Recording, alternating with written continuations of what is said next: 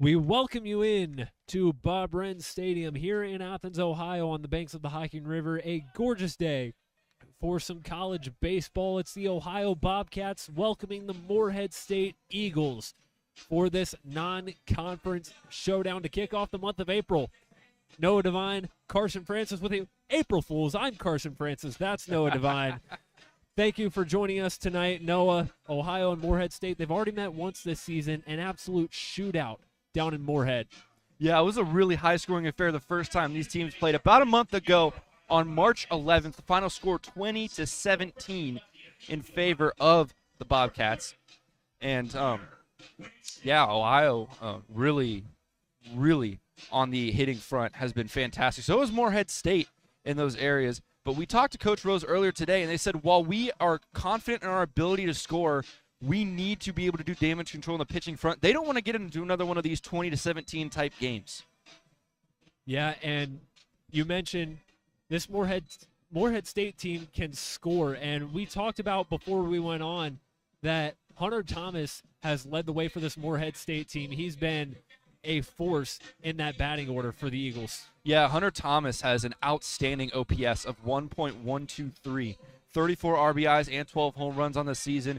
We talked to Coach Rose, and he said his confidence level has grown so much based on his work ethic and his ability to grind. He's seen as a leader, super hard worker. They say he's always hitting balls in practice. He's always bringing people in to help him. He's an extremely gifted player. Hunter Thomas is going to be fantastic for Morehead State. They need him to show up today if they're going to win this game. And on the opposite side, Ohio, another team that has some dynamic scoring, and Ben Slanker leading the way in almost every offensive category for the Bobcats. Ben Slanker's stats are ridiculous. OPS of 1,230, at-bats, 92 at-bats. He's been able to hit 37 runners in, 12 home runs. I mean, this guy from sophomore from Canfield, Ohio, Ben Slanker, this is going to be a great matchup on both sides between Ben Slanker and Hunter Thomas to see who has the better day today. Hunter Winston, the starting pitcher for the Bobcats, making his third start of the season. As he stands on the mound, Andy Cisneros in the box for the Eagles. We're underway from Athens as Cisneros looks at that one for a called strike one. And we'll quickly go over the rest of the batting order for the Eagles. Hunter Thomas, Alex Keene, and Eli Kirkendall up after Cisneros as he rockets one foul down the left field line. Count is 0-2. Caden Sheridan, the catcher for the Eagles, followed by Griffin Olson, Davis Gurman, Chance Edmonds, and J.J. Dutton round out the batting order for Morehead State. Yeah, Hunter Winston's only appeared in 6 games so far for the Bobcats. As there's a called strike three, Winston gets the first out of the day with the punch out. 3 pitches, 3 strikes. Yeah, like I was saying, Winston's only appeared in 6 games so far for the Bobcats, getting the start here midweek. Pitching has been a bit of a concern for both teams, but this is a really good start to the day for Hunter Winston. Now in stands Hunter Thomas, the first baseman for the Eagles today. Gets a called strike, does Winston there. Winston, the freshman out of Hinckley, Ohio, up near the Cleveland area. As the 1-0 finds the inside corner of the zone, and it's 0-2 quickly. Winston doing a great job getting strikes early, getting ahead in the count. Here's the 0-2 again from Winston. This one high and up for ball 1. Yeah, Hunter Winston just has to control that pitch there. He's been fantastic to start 5 straight. But the 1-2 again. This one kicks up in the turf, evens the count. 2 balls and 2 strikes. Winston made his first career start 2 weeks ago today against Dayton, where he went 3 innings of 1-run baseball. It's the 2-2 again. This one lined into left field and down for a base hit. And after fighting back from 0-2, Hunter Thomas has himself a base hit to start. And here we go. We talked about Hunter Thomas at the start of this broadcast. We said that he had to come up big if Morehead State was going to want to win this game. And so far, he starts off with a single. Fantastic start for a team that is fantastic in the hitting department in Morehead State.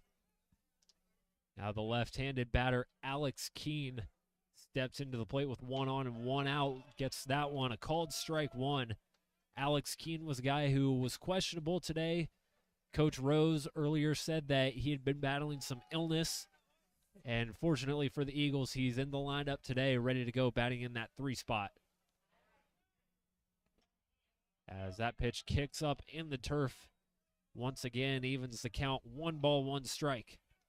Yeah, you mentioned Alex Keene being questionable earlier today. This is a shorthanded Morehead State team. They're down quite a few significant pieces. They could not afford to lose a guy like Alex Keene, but looks like whatever he's dealing with, he's going to tough it out. I told Coach Rose today as he fouls that one off. I told Coach Rose today that they may need a Michael Jordan flu game scenario out of him today. So it's good to see him in the lineup. Alex Keene, the sophomore out of Ontario, Canada, riding a 4-game hitting streak and also 5 hits in his last 6 games. It's the 1-2 from Winston, swung on and missed. Second strikeout of the day for Hunter Winston as he sits Keene down swinging.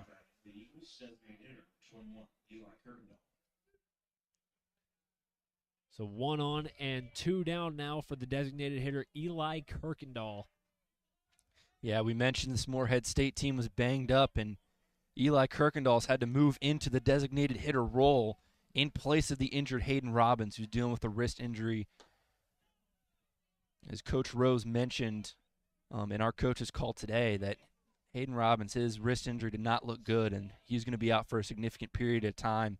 But Eli Kirkendall has been fantastic stepping into that DH role. He's been very impressed with what he's been able to do. That ball ran inside on Kirkendall. They say it got him on the hand. Or did it?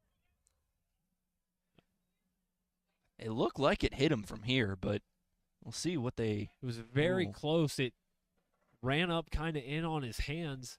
I think they're going to say it hit his bat, so not so fast is a base awarded to Eli Kirkendall just yet. As you mentioned, Noah, Eli Kirkendall started in the last 4 games for the Eagles, 4 for 14 with 2 home runs in those 4 games. See if he can continue that hot streak right now. Here's the 1-1. This one high and away, ball 2.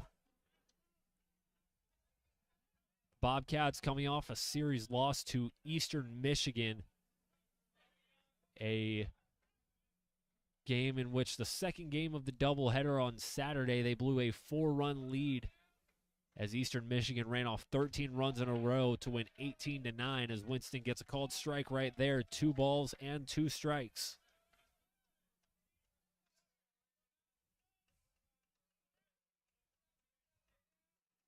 Yeah, they've got to be able to play well on defense, this Ohio Bobcats team. The 2-2 from Winston. This one popped up into right field, and underneath it is Ben Slanker to make the catch, and that will retire the side. So the Eagles get a runner on, but Hunter Winston able to do his job on the mound, and the Morehead State Eagles go down scoreless. Bobcats due up in the bottom of the first when we return.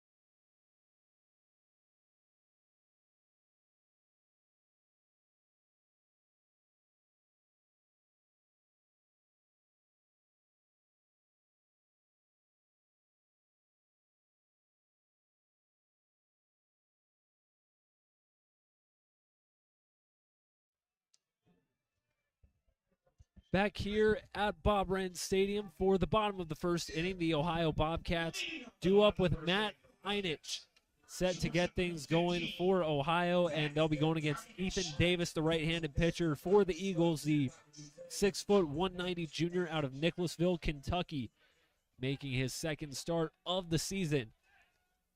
As Matt Einich takes his first pitch for a called strike, 0-1 to Matt Einich. Now, let's talk a little bit about Ethan Davis. He's not one of the main weekend starter guys that Morehead State has, but he's one of their rotational guys that can get started in midweek games. I talked to Coach Rose. I asked him about Ethan Davis, and he said early on his performance wasn't all that they were asking for. They actually had a meeting with him. They called him out, and they said, look, we need you to be better if we want to win these games. Ever since then, he's been really good and an important piece for this Morehead State team. He's got to be good today.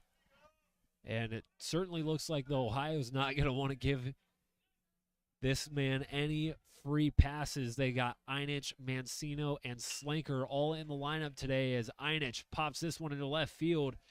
And underneath it is Gurman for out number 1.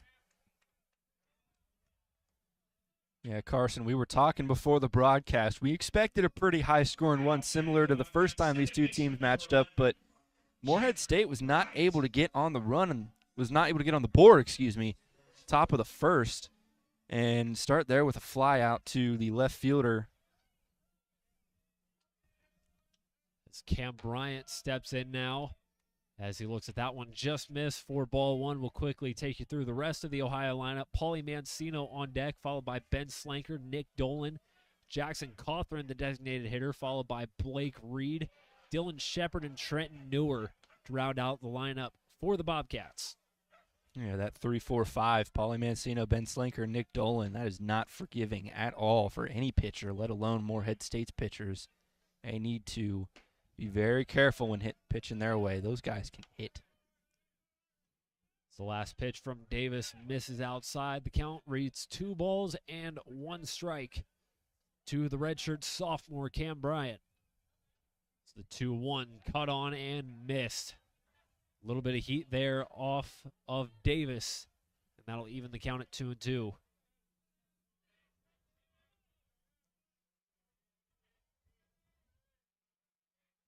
It's 2-2 again. This one grounded over to short. Cisneros fields it, and the throw is in time for out number 2. Good scoop there by Hunter Thomas over at first to get the out. Now batting for the Bobcats, center fielder number 3, Paulie Mancino. And as we mentioned, the deadly Paulie Mancino will step up, batting third in the order for the Bobcats. Went 4 for 13 with a double and 2 runs batted in the weekend series against Eastern Michigan. As he had to get out of the way of that first pitch, it's ball 1. Ethan Davis, solid start to this one. Hasn't given up anything. He has the opportunity to 3 up, 3 down. So he gets called strike 1 there on Mancino. Paulie Mancino currently riding a 4-game hitting streak. Coming into this game, had a career-high 4 hits in a game against Bowling Green on March 8th. The 1-1 Mancino looks at this one inside. Gets ahead in the count, 2-1 strike. Morehead State on the wrong side of a slump coming into today, losers of 6 out of 7. Looking to maybe turn the tides here in Athens today as Mancino fouls one off. Playing a very competitive Ohio Valley Conference as well. You've got SIUE up there in first, and then you have a 5-way logjam for second place. This Morehead State team. 2-2, swung on and missed. Wow. Davis fools Mancino on April 1st. There you go, 3 up, 3 down. The swing and a miss brings us to the end of the first inning. On to the second we go with Caden Sheridan due up for the Eagles.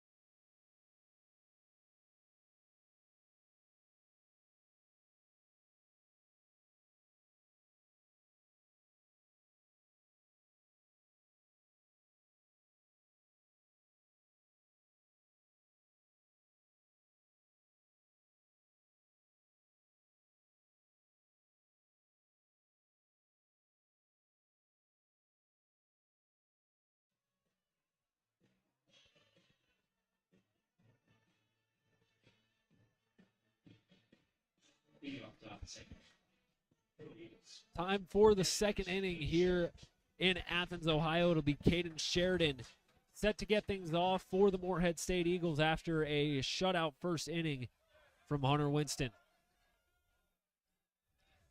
It's the first pitch of the second from Winston is high for ball one. Noah, you and I talked during a break. It's funny enough, Caden Sheridan, a native of Sheridan High School, coming back to his home state. It was just meant to be at that point, wasn't it? Sheridan looks at that one for ball two. Caden Sheridan batting .256 with 22 hits, 18 runs batted in, 3 home runs, the redshirt freshman. As he pops this one up behind the backstop, Reed tracking it, and Reed unable to make the catch. That ball was just about parallel with the netting here on the backstop, and Reed couldn't get a clean look at it. Yeah, I thought that ball was either going to hit somebody in the stands or hit the roof above us. That was high fly ball. Unfortunately, Reed not able to make the play.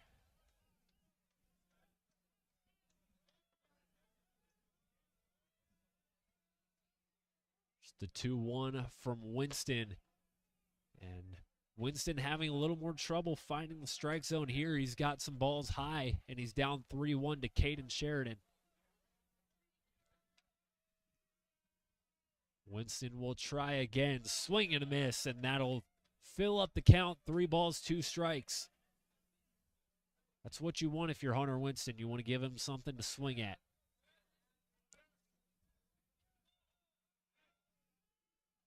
Here's the payoff pitch. This one fouled back, and Sheridan will stay alive. We look out into the stands, see some red in the stands, and you think, well, neither of the teams playing here are red, but Sheridan High School is red, and Thornville only about an hour up the road from Athens. This payoff pitch once again, called strike 3. Sheridan down on strikes, and it's the 3rd punch out for Hunter Winston. Yeah, good job there by Hunter Winston, able to kind of control the pitch. We saw some high ones earlier, but able to kind of calm down, and that's what Hunter Winston needs to be able to do today. He needs to calm his nerves, be able to stay focused, be able to stay concentrated. So far, he's done a pretty good job. Hasn't allowed a single run so far. Now Griffin Olson, the 3rd baseman, up at the plate, takes the ball 1-0 to start. He's had 4 home runs in his last 10 games. And his last 3-hit game came in the first meeting against Ohio as he fouls this one back. Even the count, 1 ball and 1 strike. Played 2 seasons at Rochester Community and Technical College in Minnesota before transferring to Morehead State. It's the 1-1. Thought about it, but he will lay off there. It's 2-1.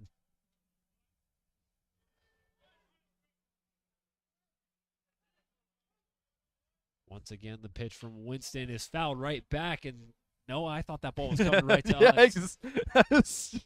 I had my hand up ready to catch that thing. Rufus thought he was getting that one too. Rufus paying us a visit right in front of the press boxes, makes his way around the crowd. Yeah. As the 2-2 just misses inside. That's what I thought I saw. The baseball getting bigger. Didn't hit me then. You think Rufus could have caught that? I think so. I think Rufus he could would've. have caught that. Here's the 3-2. This one grounded over to second.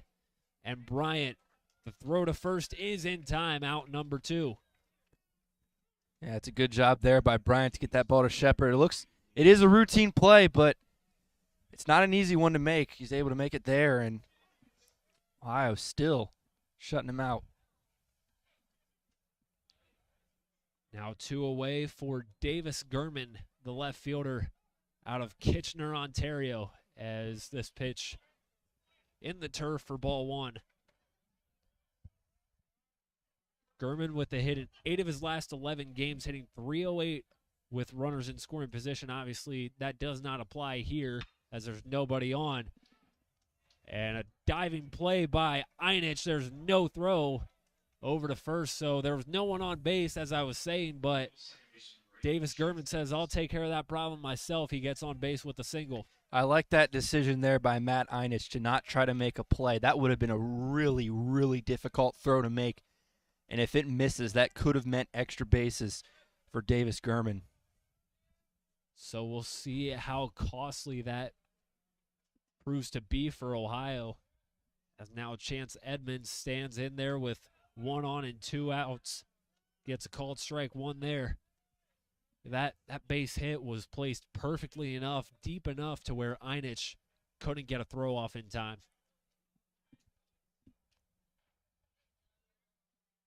Pickoff attempt to first, not in time. Doesn't even have that big of a leadoff, so interesting that they decided to go for the pickoff attempt. We're just hoping to catch him napping. Trying to maybe keep him honest. Try again the 0-1. This one down in the zone, called strike 2. Called strike by the umpire and by Rufus.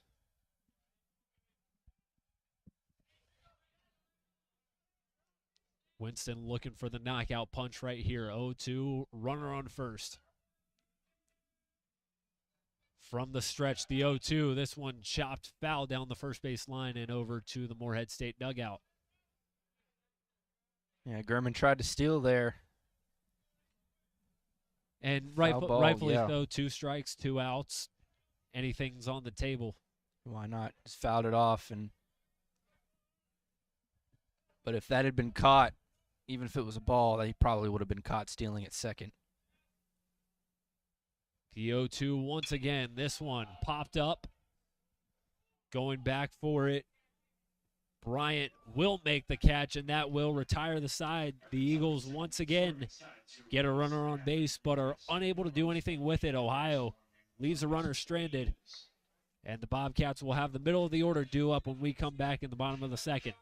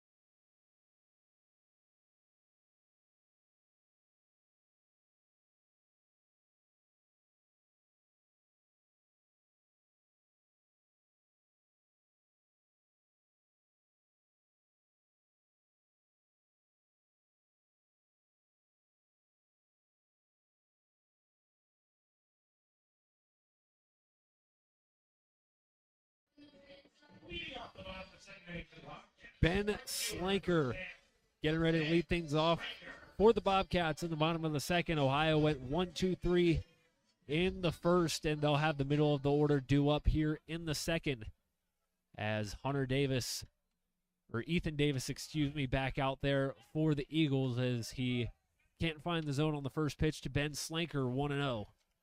Yeah, we mentioned earlier, Ben Slanker has crazy numbers for this season, so this is a really dangerous guy at the plate.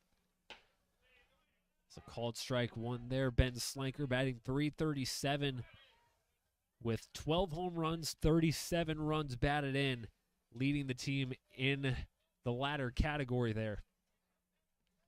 It's the 1-1. Slanker able to lay off that one low and away. 2 balls and a strike. And the thing about Slanker that amazes me is he's only a sophomore.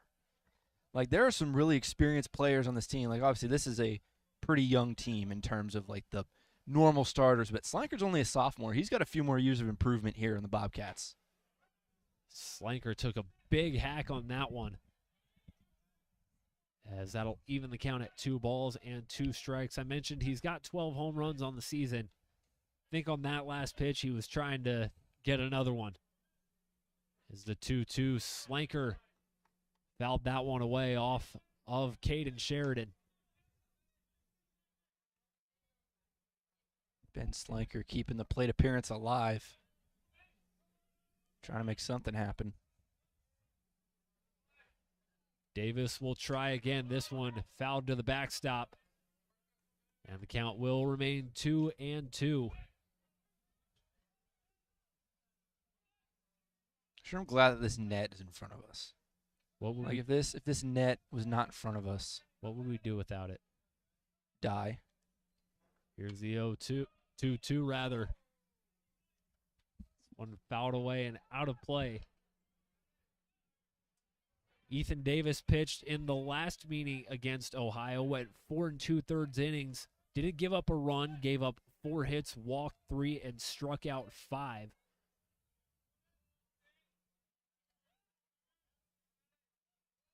The 2-2 again. This one fouled back. Slanker making contact, not able to put the ball in play, however. But he's doing a good job staying alive out there at the dish. The thing he's doing is he's wearing Ethan Davis out. Like every Get that time he pitch count pitches, up. that's the pitch count is very important for Ethan Davis, and they don't want to use too many of their relievers here. The 2-2 check swing, and he went around. Strike 3. Back-to-back strikeouts now for Ethan Davis. His second on the day, and there's 1 out. It's one of the things that I mentioned earlier. Every reliever is hot, as Coach said, for Morehead State. But I imagine they don't want to use all of them tonight, especially with the series against Southern Indiana coming up this weekend. That's an important series for them in the OVC. As Davis now working on Nick Dolan, can't find the zone there. We talked about how this was a devastating 1-2-3 punch, Mancino, Slanker, and Dolan. So far, he's struck out the first 2. That's pretty impressive. As Ooh. Dolan got hit on that pitch, ran up inside. And the Bobcats have their first base runner of this ball game after Nick Dolan takes one inside. Yeah, that was just a wild pitch there. It's connected squarely with Nick Dolan. It's the first player that the Ohio Bobcats have gotten on base today, and that is not how Morehead State wanted that to happen. Never want to give up too many free passes, if any. Now Jackson Cawthorn, the designated hitter for the Bobcats today, stands in the left-handed box. Dolan looked like he was going to take off. He holds off instead, and Cawthorn lays off the pitch inside. 1 ball and no strikes. Cawthorn, the senior out of Murfreesboro, Tennessee. Pickoff attempt to first. Not in time. Jackson Cawthorn is usually the starting catcher, but that job today is Blake Reed's. Cawthorn is the designated hitter for today's game. The 1-0, Cawthorn into right field, base hit. Dolan will hold at second. And Jackson Cawthorn able to move him up 90 feet. First base hit of the game for the Bobcats, and there's 2 on with 1 out. Now batting for the Bobcats. Here we go. This is the action that we expected in this game. It started off pretty slow, but this might be the start of something. Only 1 out for Ohio. We expected this at the beginning, that this was going to be a high-scoring game. I wonder if this is where it starts. We were talking about how it could be a high-scoring game, and while that is true, these two teams have played some low-scoring affairs as well, as not the previous time they met, but the second game that these two met last season, it was a 4-2 win for Ohio. So we'll see what happens here as Blake Reed now stands in, the starting catcher today. Takes one down the middle for strike 1. Reed batting .371 with 9 runs batted in. Looking to add to it on that appearance here. hit his first home run of the season in his last appearance. Here's the 0-1. Reed looks at that one as Davis is able to find the zone and quickly get ahead 0-2. For Blake Reed, this would be a really good time for your second home run of the season. Being able to drive in 2 runners would be a hot start here in the second inning for Bobcats. The 0-2. Reed lays off that one that just missed the zone on that outside corner. 1 ball and 2 strikes. I don't think the fans liked that call that much. I heard some audible groans from them. They thought it should have been a strike. Some Morehead State faithful making the trip up to Athens. It's the 1-2 from Davis. This one also just missing in pretty much the exact same spot. Yeah. Davis just has to relax a little bit. No, you've just let 2 runners get on base. Just got to calm down, calm the nerves. Can't let that consume you. The 2-2. Reed popped into right, and Keene is under it to make the catch. And both Ohio runners will stay put as there's 2 away. It's good for Ohio that that flyout wasn't able to do any more damage, as both runners very wisely stayed close. And if you're Morehead State, too, you've got to like that that ball was not hit deep enough to where the runners advanced either. Yeah. Now Dylan Shepard in for the Bobcats, trying to keep the inning alive with 2 outs and 2 runners on. You do not want to strand 2 runners on base in a game like this. As Shepard takes that one for a strike to start the at-bat. Dylan Shepard out of Barrie, Ontario, Canada, batting .244 on the season, only 5 runs batted in. The 0-1 from Davis, swung on and missed. Big swing from Shepard there. The count is quickly 0-2 in favor of Ethan Davis. Yeah, you mentioned Dylan Shepard, one of the many players on this baseball diamond from the great country up north of Canada. A lot of players, especially in the Morehead State roster. That one's outside. But yeah, a lot of players. Morehead State's roster, they've got several players hailing from Canada. Most of them from Ontario, the province there. So they're reaching up north for some of their guys. The 1-2 from the stretch. This one grounded over to Davis. He'll make the grab and toss it to first. 4 out, number 3. Bobcats threatened with 2 on, but Morehead State able to leave them there as we head to the 3rd inning from Bob Wren Stadium. 0-0 the score.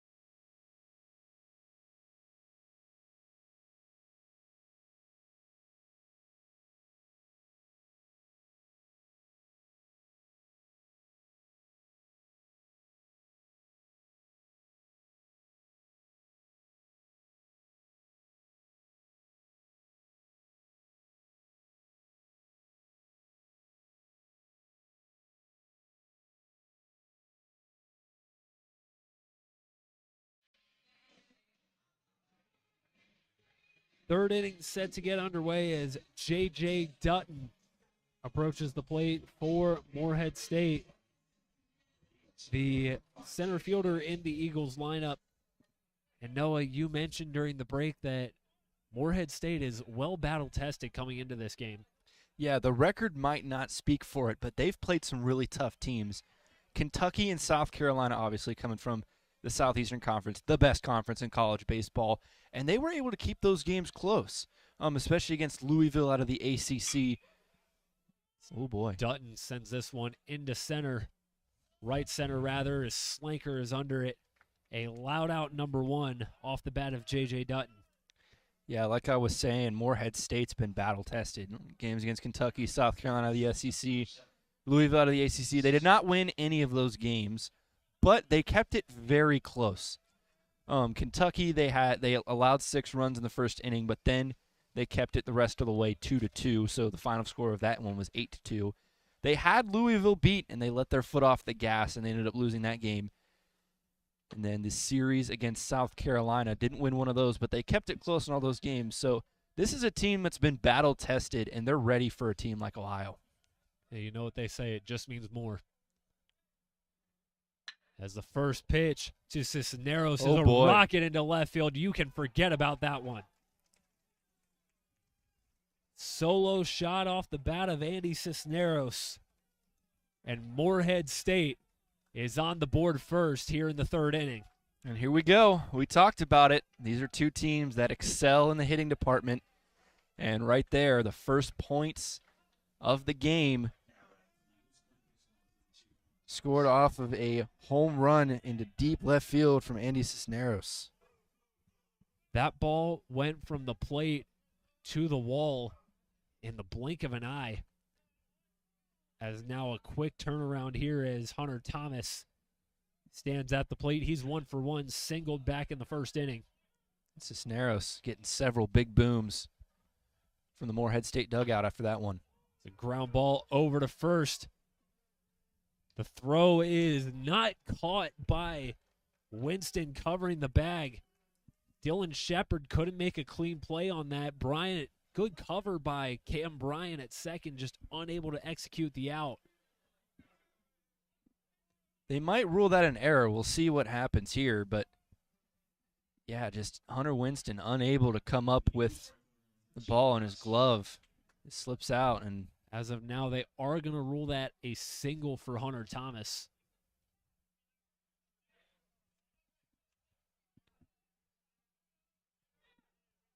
So 2 for 2 on the day for Hunter Thomas, as now Alex Keene stands in there, takes a called strike one on the inside corner. Keene struck out swinging in his first appearance at the plate. But now with only one out and one on base and one on the scoreboard. Keene doesn't take the bat off his shoulders there, looks at a called strike two. He's quickly down with a runner on first. Keene 24 hits, 7 of those coming by way of a home run this season as he swings and misses at that one. As Hunter Winston recovers after the home run and the infield single and gets a strikeout for out number 2. Yeah, the solo home run is not what Hunter Winston wants, but now at this point, if you are Winston, that's the only thing you want Morehead State to do here in the top of the third inning. You want to get this inning over with and preserve your pitch count as well. Ooh, it's the first pitch to Kirkendall way up there for ball 1. Yeah, just lost control of that one there. It was way high and outside. It's from the stretch, the 1-0 fouled towards the Ohio dugout. It looked like he hit it off himself. There, off his Looked leg. like off his foot, yeah. Because the trajectory of the baseball was definitely altered by something that wasn't his bat. Here's the 1-1. This one just misses outside and high. That'll even things, or excuse me, that'll make it 2 balls and a strike to the graduate student Eli Kirkendall. The 2-1 again. This one upstairs, and a hitter's count to Kirkendall. 3 balls and a strike. Yeah, he's got to lower that pitch a little bit. He's missed high several times at this at bat. He's had control those last couple. This one cut on miss down low. And now the count is full. 3 balls, 2 strikes, and with 2 outs, you got to imagine Hunter Thomas probably taking off as soon as the ball leaves Hunter Winston's he's got hand. a huge leadoff here. From the stretch, the 3-2 runner goes, swing and a miss. Hunter Winston recovers after the solo home run and strikes out the last 2 batters to end the inning, but Morehead State gets on the board first. A solo shot from Andy Cisneros puts the Eagles up 1-0 as we head to the bottom of the 3rd.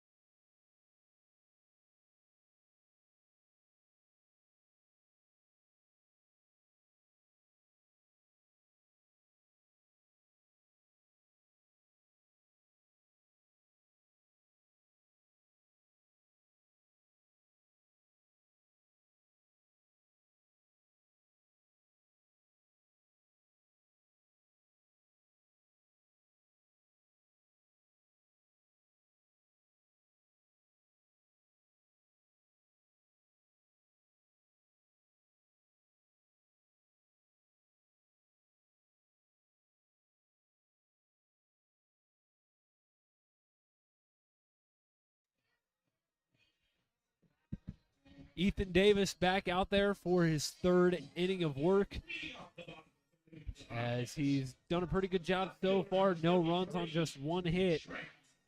And he faces the 9-hole batter, Trenton Newer, to lead things off for the Bobcats in the bottom of the 3rd. Yeah, now his team is ahead, Ethan Davis's team, that is. So he's got a little bit more comfortable. The solo home run from Andy Cisneros in the top half of the 3rd gave Morehead State a 1-run lead. And we mentioned Newer pops this one up. Edmonds charging in, and Edmonds makes the catch. And interesting first out there for Morehead State. that was dangerous, too. I thought he was going to lose that one in the sun, but he was able to recover. Right. Kind of slipped there at the end. Yeah, I don't right, know if you right saw before that. he made that catch, had some movement there. Had to extend his reach a little bit to make the Yeah. play. Bobcats are back at the top of the order now. It's the shortstop, Matt Einich, at the plate with 1 away.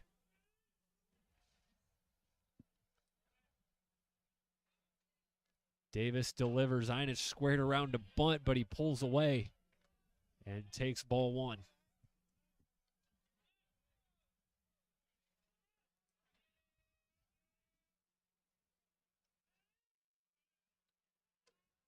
The 1-0. Einich takes this one in the zone.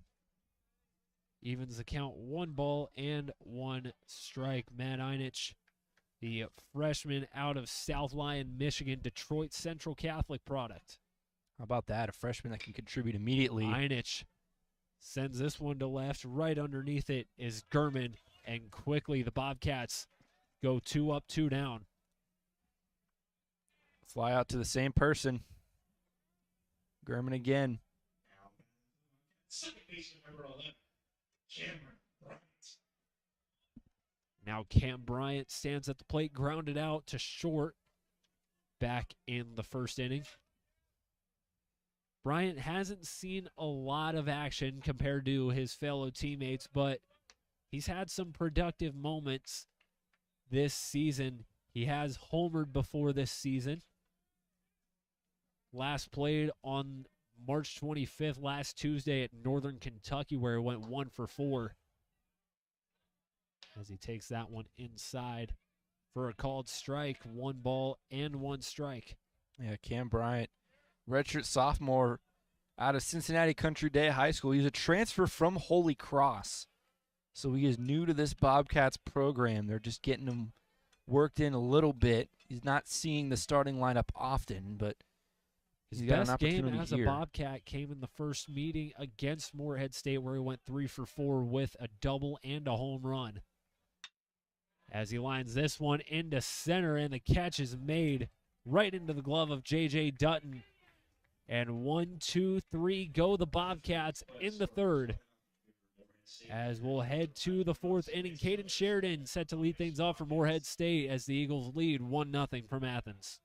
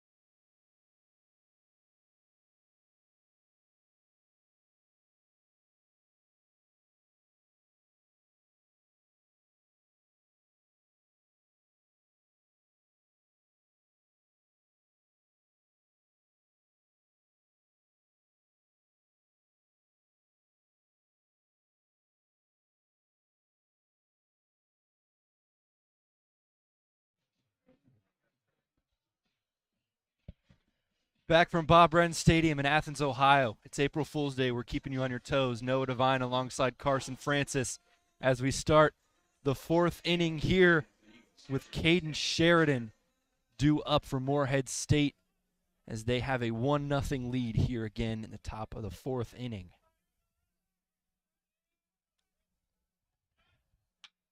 First pitch from Hunter Winston is swung on, hit to the third baseman, who is able to make the throw to Dylan Shepard, and that'll put one away quickly. Yeah, Sheridan aggressive on that at bat, but makes contact, and it just goes right over to Nick Dolan. We've seen Nick Dolan have a productive year in the field. He's just out there making every play. He's only a third baseman, but it seems like he's all over the field at times. Griffin Olson is now up to the plate. The Eagles, and that one is right down the middle for strike one. Olson in his first plate appearance. Grounded out to second as count is now 0-2.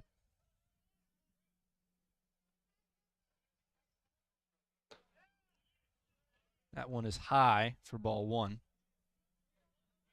Olson 3 for 5 with the home run in the last game against Ohio. 1-2. That one is outside, ball two. So after working himself ahead in the count, now finds it even 2-2. And that one is low. And that'll work the count full, 3-2 for Griffin Olson Olson showing some good patience here this at-bat. And he walks him. Started off with 2 strikes, but 4 straight balls. And Griffin Olson gets a free pass to first base. That'll bring up Davis Gurman. Yeah, like I said there, Griffin Olson showed a lot of patience there, got down 0-2 in the count, didn't panic, and he's able to work his way to a walk. He stands at first. We've mentioned this broadcast before, plenty of players from Morehead State, from the country of Canada. There's a pickoff attempt on Olson. But yeah, plenty of players on this Morehead State roster from the great country of Canada. One of them is Davis Gurman from Kitchener, Ontario. He was the 2024 OVC All-Freshman team. As here goes Olson. Is he able to make it time? He is. And that is a successful stolen base for Griffin Olson. Yeah, good execution there from Olson. Took off just at the right time. And he slides into second, gets in perfect position, steal himself a bag. And now Morehead State threatening with the runner in scoring position yet again. All of this, and Davis Gurman is still in the batter's box. Swing and a miss there, and that is the first strike of the at-bat.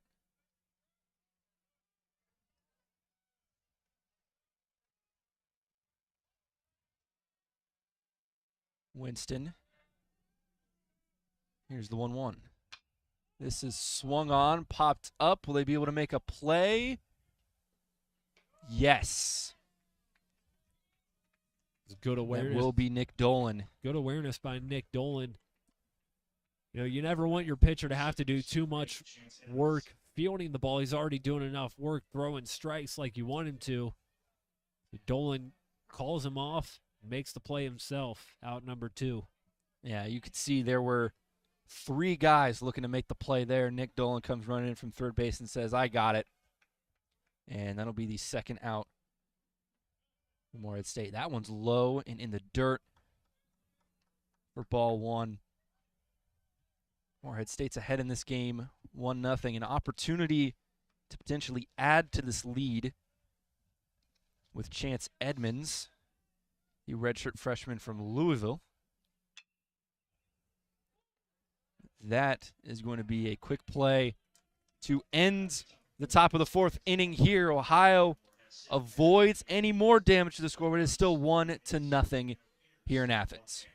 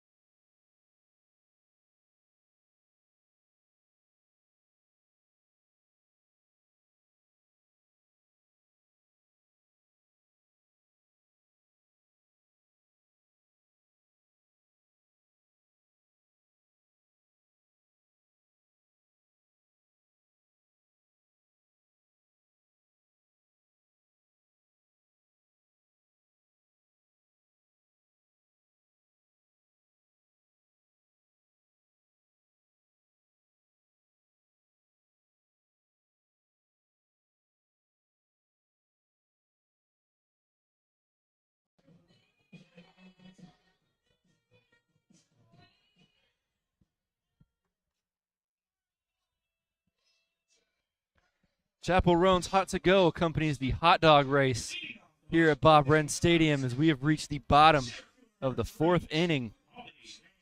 And we're going to start the bottom of the 4th inning with Paulie Mancino, who struck out swinging in his first appearance at the plate. We want to make note of a ruling change here. It looks like Hunter Thomas's single from back in the third inning has been changed to an error against Ohio. There's a ground ball to the shortstop, and that'll be the play made to Thomas, and Mancino, not able to make it in time, and that'll be 1 out. Not a lot of productive at-bats from Ohio so far, only 1 hit on the day, but they've just been getting up to the plate and quickly getting out. If you're Ohio, you kind of want to be a little more patient, try to get that pitch count up and wait for something you like. Especially because I wonder of Ohio if this is not the way that they thought this game would be going. Like we mentioned a lot of times during the broadcast, this has the potential to be a very high-scoring game. It's possible that the coaching staff thought that as well. We didn't get an opportunity to speak with them about it. As there is a hit into deep center field, back at the wall, and the catch is made by Dutton. Impressive work there. Yeah, Dutton had to go a little bit of a ways to make that catch. It's a good catch in traffic, I guess, if that's what you want to call it.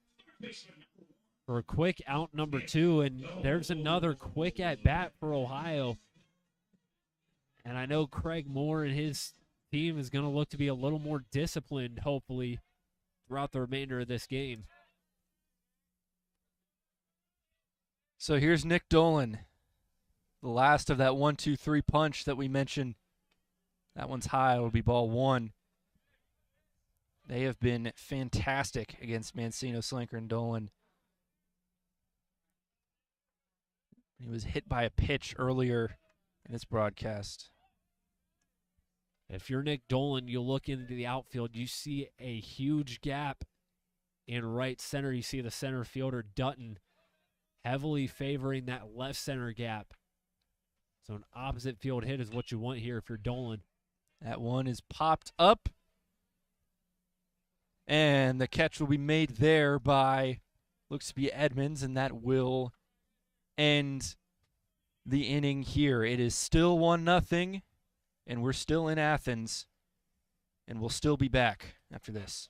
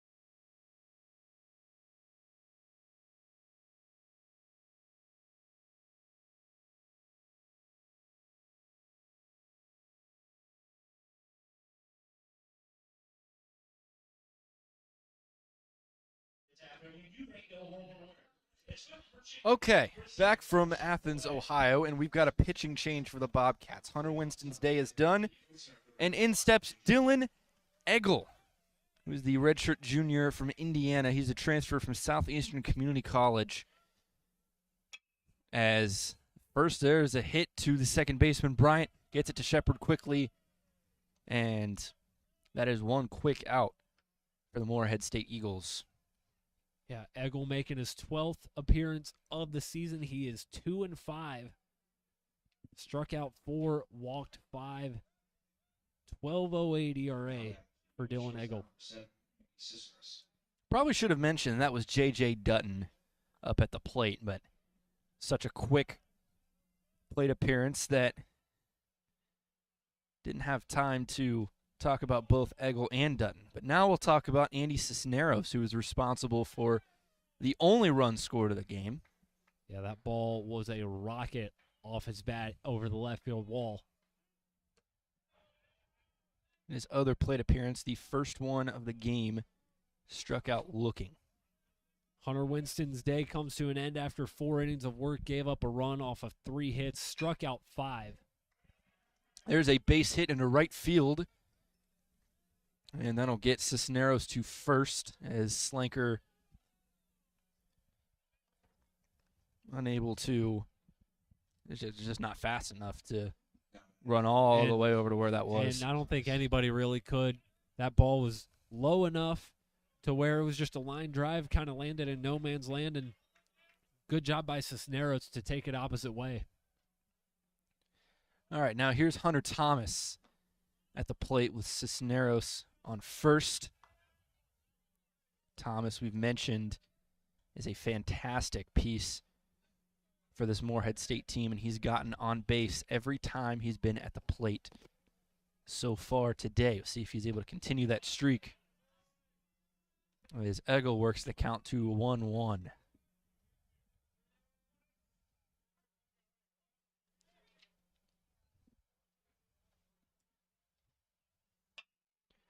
There is a grounder to the third baseman, Dolan. He's able to make the play to Shepard, but it will advance Cisneros to second.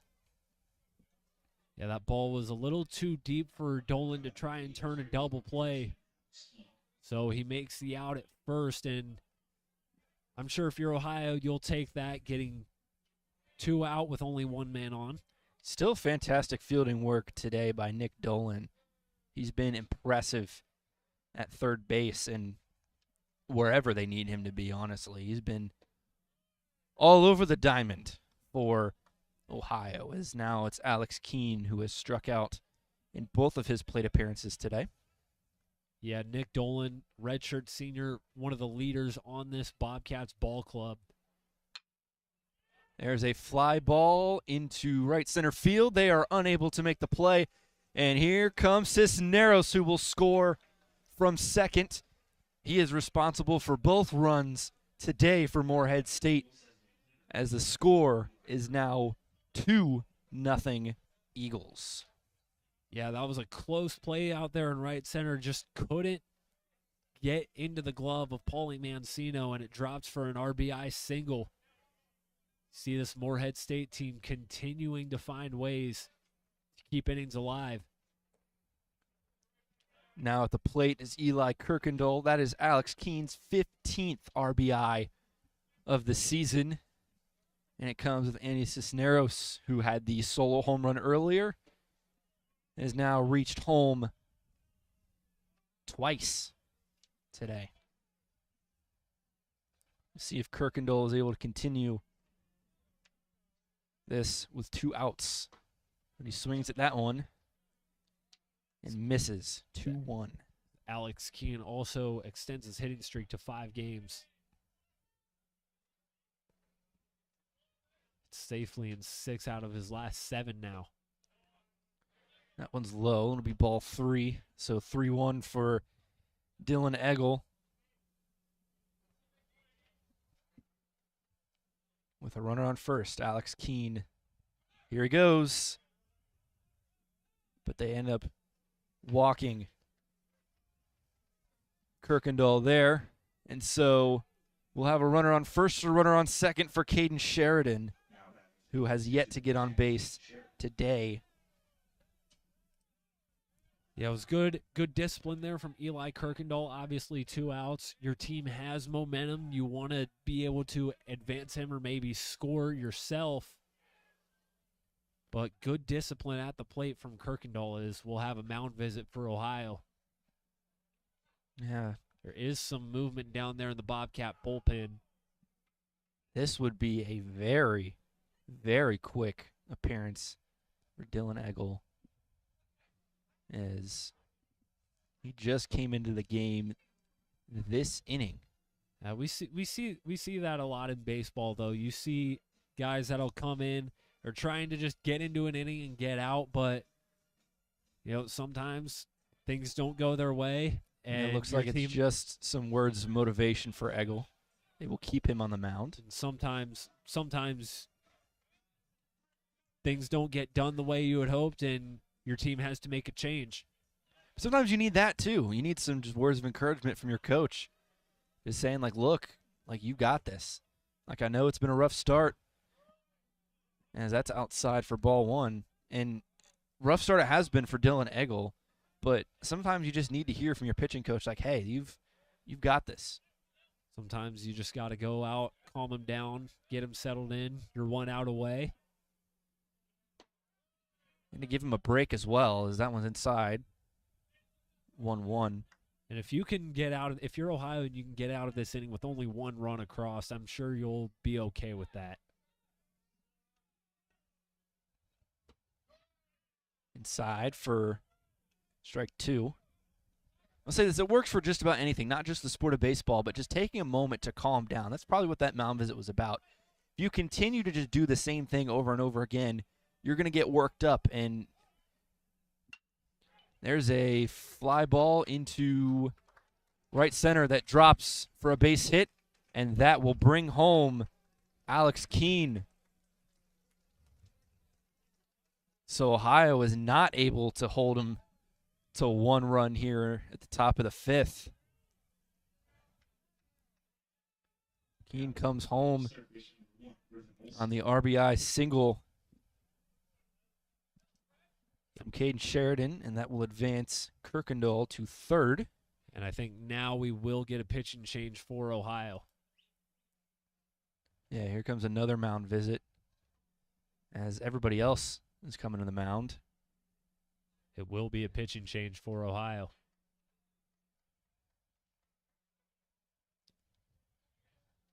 As Dylan Eggle's day is done after a very short appearance, giving up 2 runs here at the top of the 5th. We will let the new pitcher warm up, and we'll be back after this.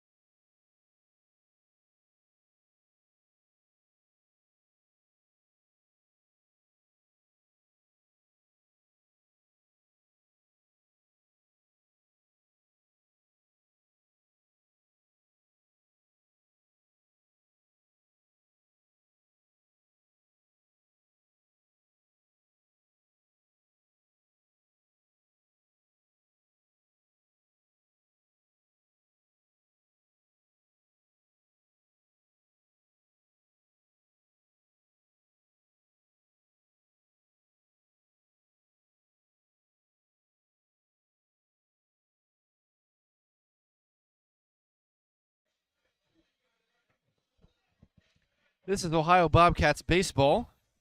And this is Landon Price, who replaces Dylan Eggle here at the top of the 5th.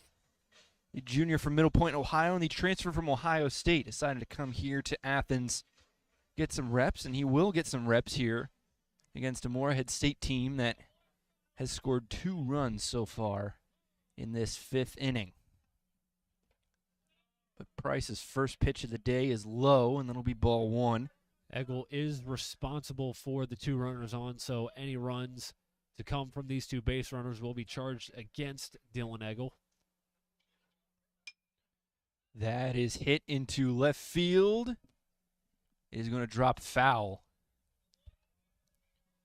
Not able to keep it to the right side of the line there, and 1-1. This is Landon Price's 10th appearance on the season. He's 0-2 in 11 1/3 innings. Ooh, that came right at Griffin Olson's head. He had to duck out of the way for that one. That's a wild ball 2. Just got to take a deep breath if you're Landon Price. Calm down, get some control over your pitches. He's not able to get control of that one there. That's in the dirt in front of the batter's box. That's 3-1. Again, Landon Price, you mentioned it. Just got to calm down, calm the nerves.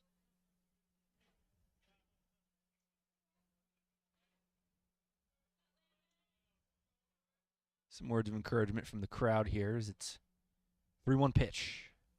Swung on and missed. So the count is full for Griffin Olson with 2 outs. If Ohio can get out of the top of the 5th, only having given up 2 runs, I don't think they will complain about that. But that is low. Ball 4, and the bases are loaded for Davis Gurman. Yeah, not what you were looking for, obviously, if you're Ohio, but Morehead State, another opportunity to make some things happen, widen this lead. Got ducks on the pond for Davis Gurman. Again, another really patient at-bat from Griffin Olson, his 2nd walk of the day. See if Landon Price can keep it away. That is fouled off down the left field line. You know, Coach Rose from Morehead State talked about if the game is either a shootout or if we score a lot of runs, that he likes their chances. And right now, with the bases juiced, Morehead State has to like their chances right now. Outside for ball 1. I'll tell you, grand slam would blow this thing wide open if Gurman was able to take this thing to the yard. He's going to hit it. That's a high fly ball into center field. It is not going to reach the back wall. That is going to be caught by Pauly Mancino, stranding 3 runners on base and getting the Bobcats out, only giving up 2 runs at the top of the 5th inning. Thankful for Pauly Mancino. The Bobcat dugout is theirs. We'll take a break. We'll be back after this.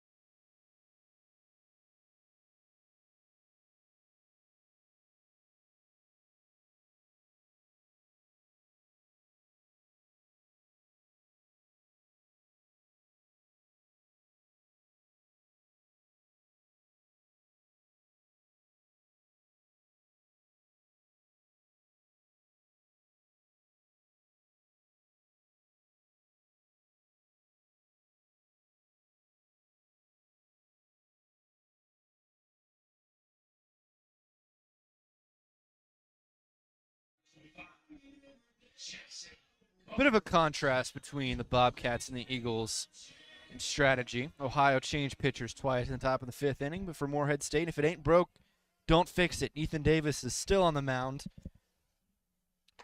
and he will pitch to Jackson Cothran. Yeah, this is only the second time this season that Ethan Davis has gone 4 innings or more. The only other time was the last time he faced Ohio. Went 4 2/3. Didn't give up a run in that outing. And he has not given up a run so far in this one. But he has worked himself behind in the count 2-0.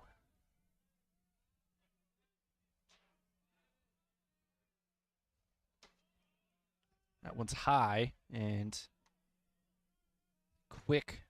3 balls for Ethan Davis. If you're Ohio, you're kind of at a point where anything is just as good as a hit. Any way to get a runner on will work. That's right down the middle for strike 1. Good discipline there by Jackson Cothran. Take all the way. Hardly ever do we see people swing on 3-0. That's outside for ball 4, and Cothran gets a free pass to first base. That's what I was saying earlier. You're at the point where any way you can get on base, you'll take it. Jackson Cothran showed a lot of good discipline, a lot of patience at that at-bat, and he earns himself a walk. Second time that Cothran has reached base safely. Ethan Davis has had a great outing so far, but struggled in that plate appearance. Consistently missing the strike zone there. An opportunity to redeem himself against Blake Reed. That is high for ball 1. Cothran looked like he was going to take off and go after that pitch. He's got a lead off. He's looking at him. Davis is going to keep his eye on him.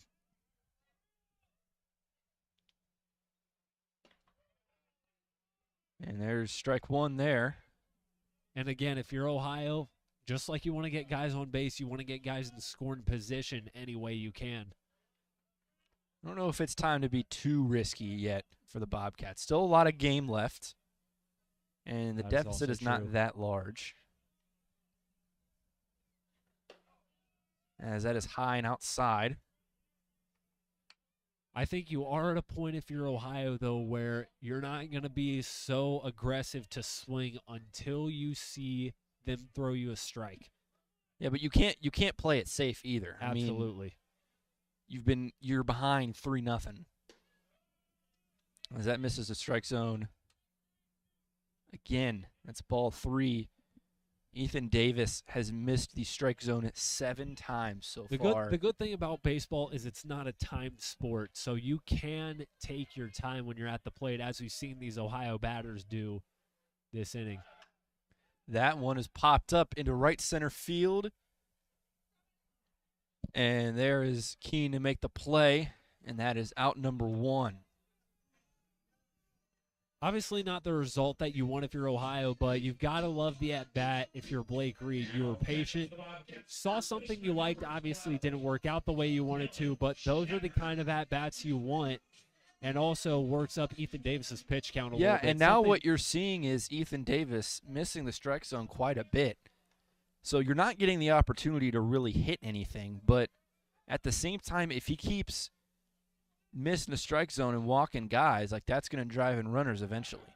Here goes Cothran. Will he make it in time? No, they got him. What a play there by Edmonds. And Jackson Cothran is caught at second base. Yeah, that play was awfully close there, but a good throw by Caden Sheridan. And Cisneros was there at the perfect time to make the tag. And just like that, there's 2 away with nobody on. And now Dylan Shepard is by himself as he swings and misses on that one. 0-2 quickly. Can Ethan Davis get out of this inning, an inning where he struggled quite a bit finding the strike zone? Here's the 0-2. Swung on and looks like foul, and it is. So we'll keep the plate appearance alive. I skipped just to the right of the bag.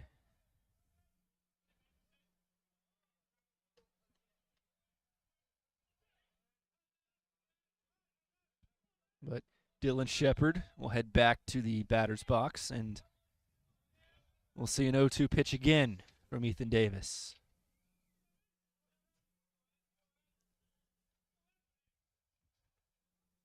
Swing and a miss. And Morehead State continues to hold the Bobcats scoreless through 5. We'll be back after this.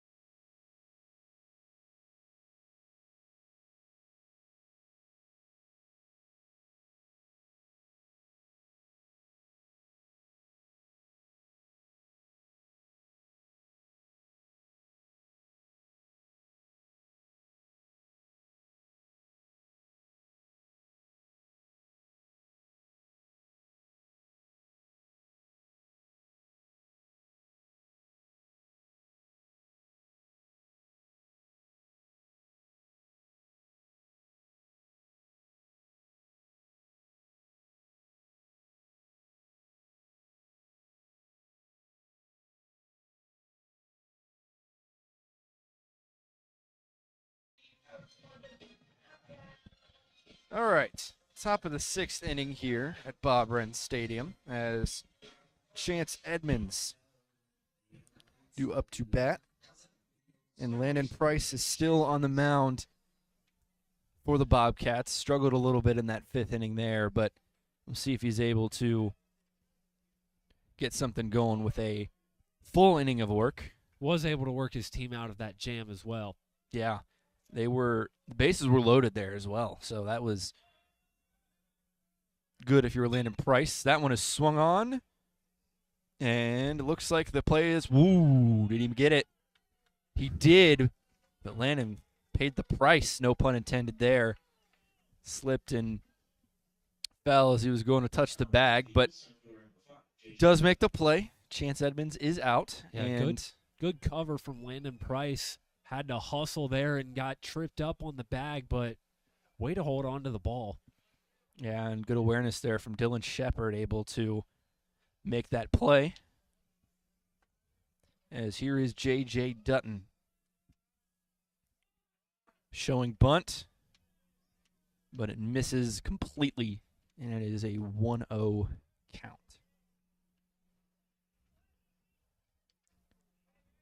Wonder if there's way outside for ball 2.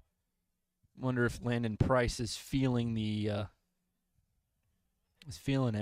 after that slip there off the bag. That was a hard fall, and even though it's not pure dirt out there in that infield, it's a turf infield. Not the softest of surfaces that you want to fall on. And that is strike 1, so good discipline there by Dutton, not swinging at that pitch. It looked like it could have been outside, but found the strike zone. Swings on that one, though, to center field. Mancino makes the play. It's good contact there, just right to Paulie Mancino. And Just haven't been able to get some of them up over these outfielders. That's one of the crazy things about baseball is you can make perfect contact with the ball, hit it however far you want to. And it just doesn't go. In some cases, yes. Well, here's the hot hand, Cisneros. That one's overpriced. Can they make the play to first? They got him. Cisneros swings on the first one, and the play is made from Bryant to Shepard, and that'll put an end to the top of the sixth. We'll be back after this.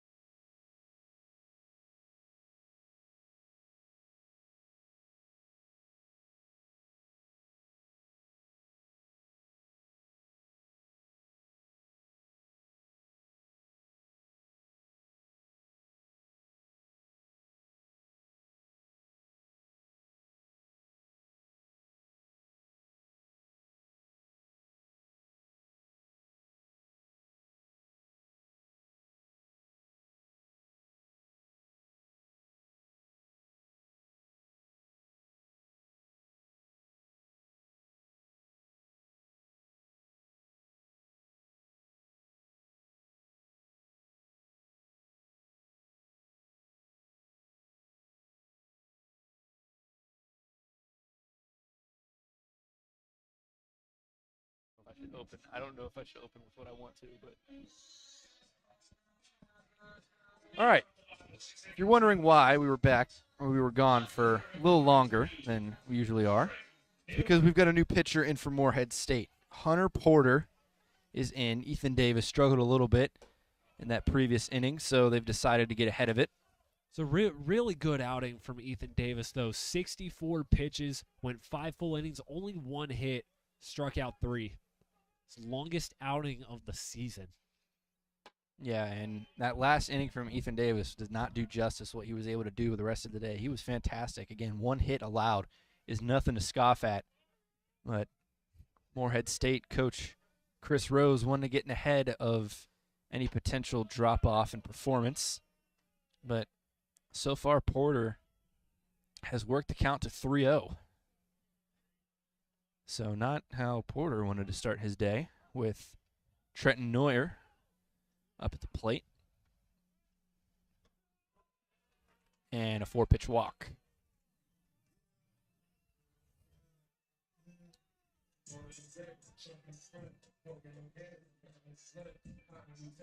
So you replace Ethan Davis, try to solve the missing the strike zone issues, only for Hunter Porter to miss the strike zone in all 4 of the pitches in that first at-bat there. Only the 4th base runner for Ohio this season, as we'll get a quick mound visit here for Morehead State. And that was quick.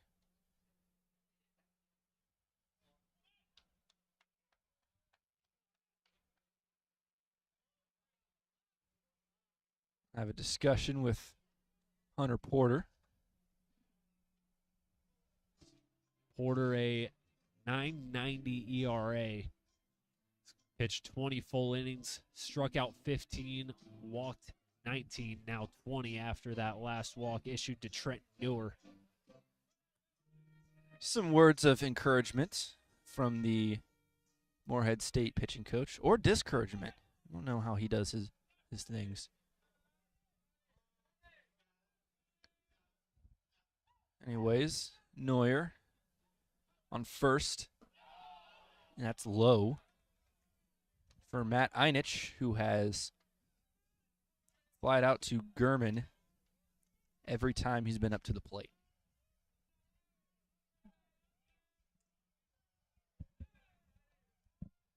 Yeah, Einich on a 9-game hitting streak. Don't know how many more opportunities he's going to have to extend that tonight. There's a strike for Hunter Porter, so starting to get things going here. At least he hopes, and the rest of the Morehead State dugout hopes. But that one misses the strike zone.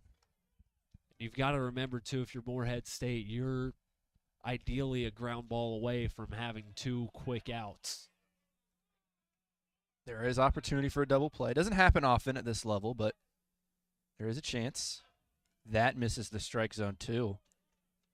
It's 3-1. You've got to worry if you're Hunter Porter. You've just got to worry about throwing strikes at this point. If he makes contact with it, so be it. You've just got to give him something to swing at. He does swing at it. This could be a double play. To second, to first. He does not get Einich, but he does get Neuer. So the double play fails, but they do end up getting one. And if you're Morehead State, you'll probably take that, get the lead runner out.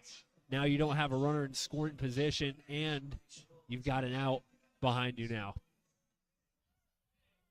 Cam Bryant, the way he was holding his bat, he may show bunt. Or maybe I'm crazy. He is one of the more speedy players in this Ohio lineup. Wouldn't surprise me at all. I am, in fact, crazy as he fouls that one off to the back net.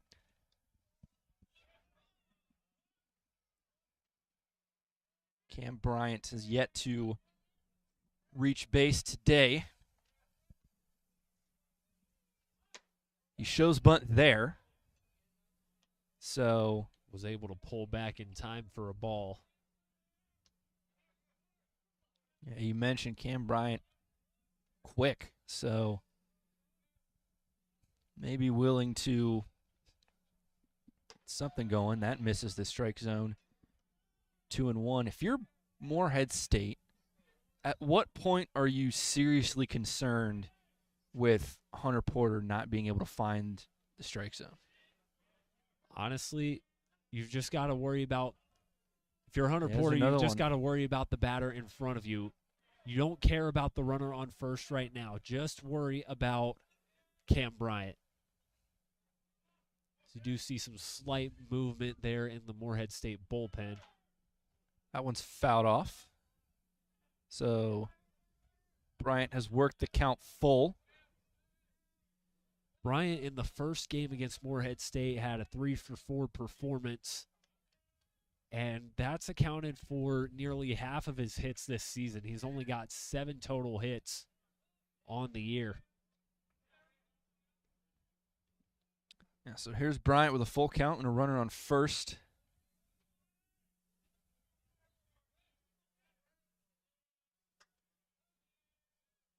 Here's the payoff pitch. Swung on. Fly ball. Porter slips, but here comes Olsen to make the play. And that's just a matter of communication there. You had the entire infield coming in to potentially make the play, and Yeah, I can tell you were a little worried about that one. just like we saw Nick Dolan do earlier, Griffin Olsen charges in from the other side of the field and says, "I'll take care of this." Makes the catch for out number 2. All right, here is Paulie Mancino looking to get something going here. That is outside of the strike zone, ball 1. Still have Einich on first. If you're Ohio, you're one swing of the bat away from this becoming a brand new ball game. Paulie Mancino is one of the guys that you want to have the bat in his hands in a moment like this. As it's 1-1.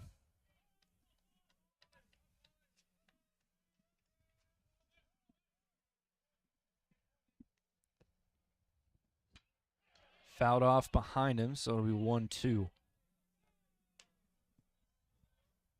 Paulie Mancino's on-base percentage this year is .413. That's pretty good. The higher half of the team here. It's pretty close. You can expect him to get on base maybe just under half of the times that he is hit. Fly ball. Can they make the play? It's going to be foul, and they can. There is Hunter Thomas making that play there. They get out of what may have been a rough 6th inning. The score is still 3-0, and we'll be back after this.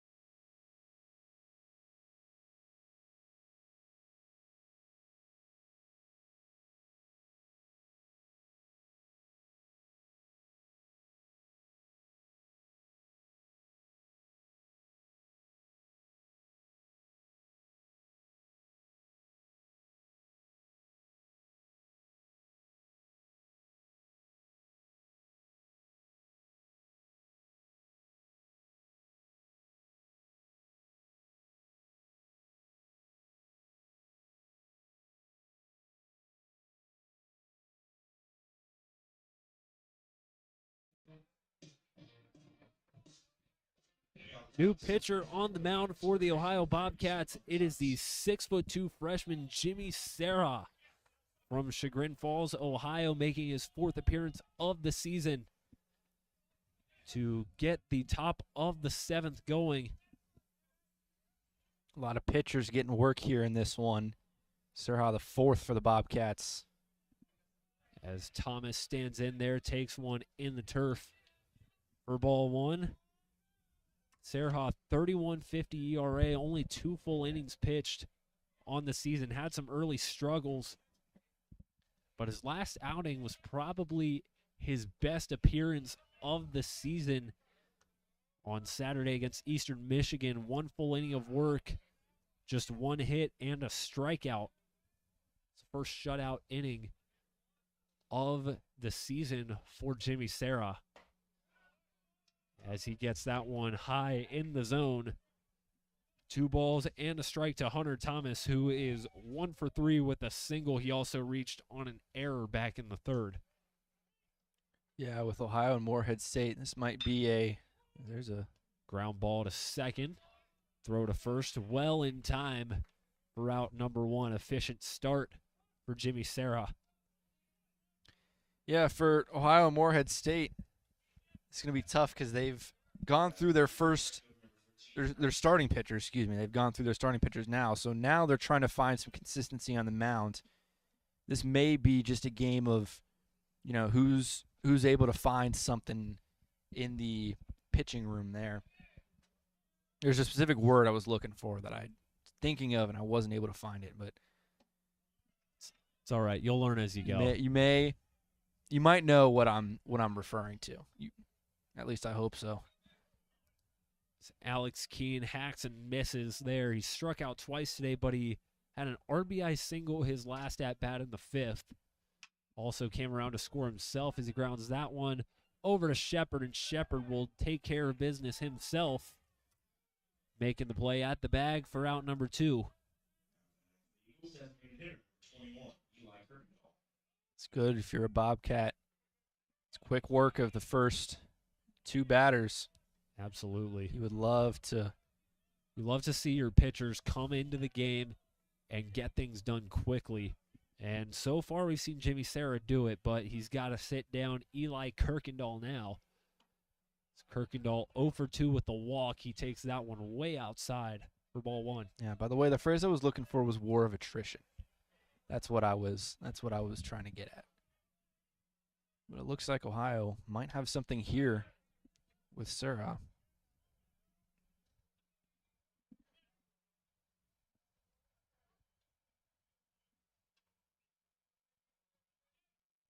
Serra made his collegiate debut the last time the Bobcats faced Morehead State. Did not record an out in his lone outing that day as that ball kicks up right in front of the plate. 2 balls and a strike to Eli Kirkendall. Won the Division II state championship in 2023 with Kenston High School. Looks like we got something going on with the catcher here. I think it's an equipment. Yeah, probably going to make a change. Yeah. Looks like just some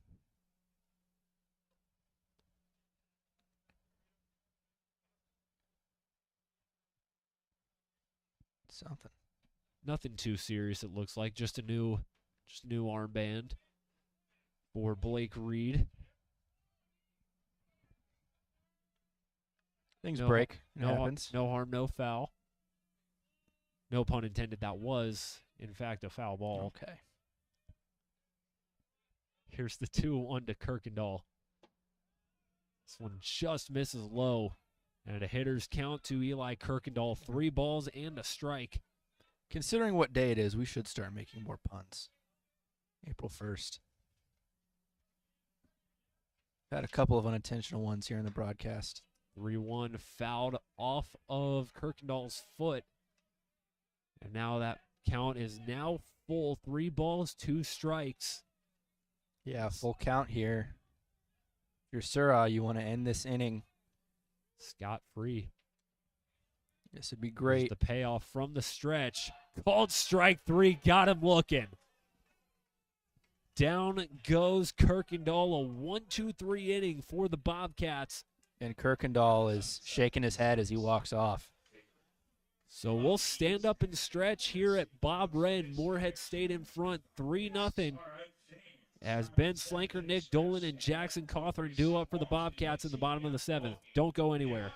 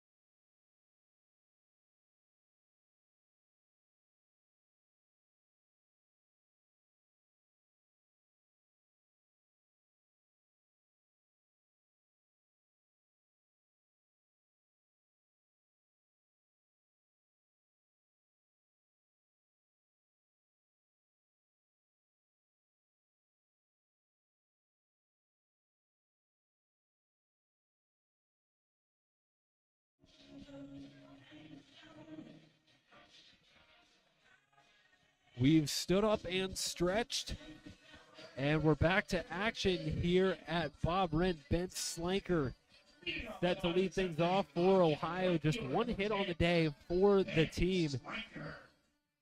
And Ohio still with 9 outs to work with. Got to get something going. Slanker swings at this one, fouls it back. I was just about to say Ben Slanker is a dangerous hitter. He's been dormant today, but we'll see what he's able to do here in the 7th. That right center field gap is wide open. If you're Ben Slanker, you put a ball there, you've got to like your chances as he looks at that one outside. That'll even the count at 1 ball and 1 strike. Also, quick reminder, if you don't remember what happened in the previous inning, Hunter Porter, tough time finding the strike zone. He's still here, he's still in the game, but just something to note if it continues to be a problem here for the Eagles. See if he can calm down, compose himself a little better this time around. As he just misses down and away. 3 balls, 1 strike. Hitters count to Ben Slanker. It's worth noting Slanker did homer in the last meeting against Morehead State. And that one gets on the inside corner of the zone. A called strike, too. I'll say, I don't know how much it says that he homered in the last game against Morehead State, considering Ohio had 5 straight guys homer in the first inning. But still impressive. Pop fly in foul territory. Olsen underneath it, and Olsen makes the catch. He had to run a country mile to make that play. A hard-earned out number 1 for Morehead State. Heck of a job there from Olsen. He's been all over the place. Something about these third basemen in this game doing just about everything. Speaking of third basemen, here's the third baseman for Ohio up at the plate. Speaking of that last game, Dolan actually homered twice in the last game against Morehead State. Went 4 for 6 in the series finale against Eastern Michigan, a game in which he also homered there. It's a tale of 2 games, isn't it? First game at Morehead State. A very high-scoring affair. This one here in Athens. 3-0 at the bottom of the 7th. I think a lot of the high-scoringness of that game, if you will, can be attributed to Morehead State's ballpark. Coach Rose mentioned several times during our call this morning that they have a really weird ballpark, and the way that it was set up, the right field wall is way further ahead than it is in a lot of ballparks. So you'll see a lot of home runs to right field at Morehead State that you wouldn't typically see at other ballparks. So maybe a field like Bob Wren, you wouldn't see certain home runs be hit. And it's funny you mentioned that. Our Sam Hyman off the air mentioned to me that the reason their field is set up that way is because right behind the right field wall there is a pond with an endangered species living in it. As Dolan watches that one sail high for ball 4.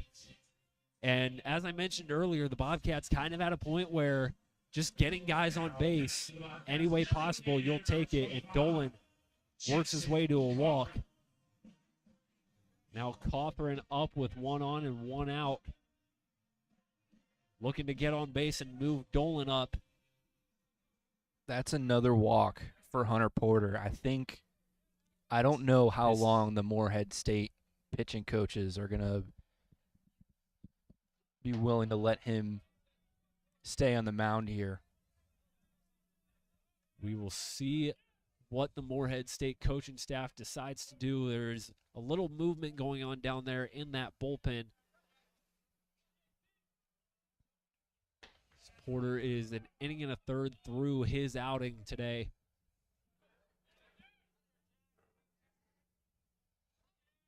As a 1-1 stands the count to Jackson Cawthorn. Cawthorn is responsible for the only hit on the board for the Bobcats, singled back in the second inning. As he takes a high ball, 2 balls and a strike to Cawthorn.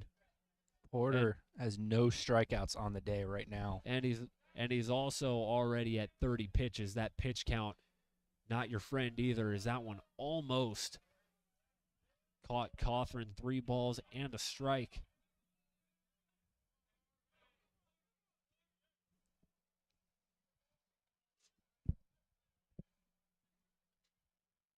See if he's able to regain some of his confidence here. Favorable count, the 3-1 swung on and missed. That's what you want if you're Hunter Porter. Give the batter something to swing at. Works to perfection there. I like that decision to swing by Jackson Cawthron. 3-1. Strike doesn't hurt you that much. Full Why count, not? 1 away, runner on first, payoff pitch. This one popped into shallow center. There's a race for it. Underneath it is Dutton. And the play is made for out number 2. And Nick Dolan stays at first. Yeah, that could be a vibe killer if you're Ohio. Got a base runner on, had something going. The guy that's got your only hit of the game is at the plate. Yeah. And he flies out to center. And now Blake Reed stands up there, who's 0 for 2 on the day. He's flat out twice. Yeah, now the urgency starts to ramp up because you're in the bottom of the 7th, 2 outs, and you have yet to get on the board. You've got to start trying some things that maybe you wouldn't be willing to try earlier in the game just to kind of play it safe. You got to start being a lot more aggressive if you're Ohio. You got to start swinging at certain pitches. You got to get on the board somehow. Like, it's only a 3-run deficit, but you got to make it up. The runner on that tying run is on deck should Blake Reed work his way on base. Here's the 1-1. This one shot into left, just foul, and caught by a pitcher in the Ohio bullpen. Man, they're working everybody today. Just because you're in the bullpen doesn't mean you're safe. Loud foul ball off the bat of Blake Reed. 1 ball and 2 strikes to count.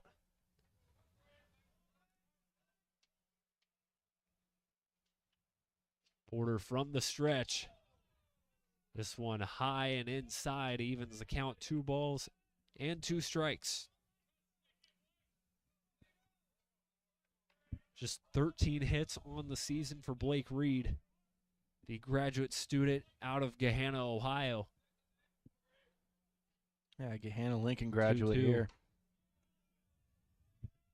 Almost hit him there. Had to move out of the way a little bit. Yeah, Blake Reed has an OPS of 1020, which is very good, but albeit that is with a small sample size. Payoff Here goes pitch. Dolan. Grounded over to short. Cisneros' Got him. throw is in time. And the Bobcats once again get a runner on base, but are unable to make any more progress, as that goose egg still on their side of the scoreboard as we head to the 8th here from Bob Wren.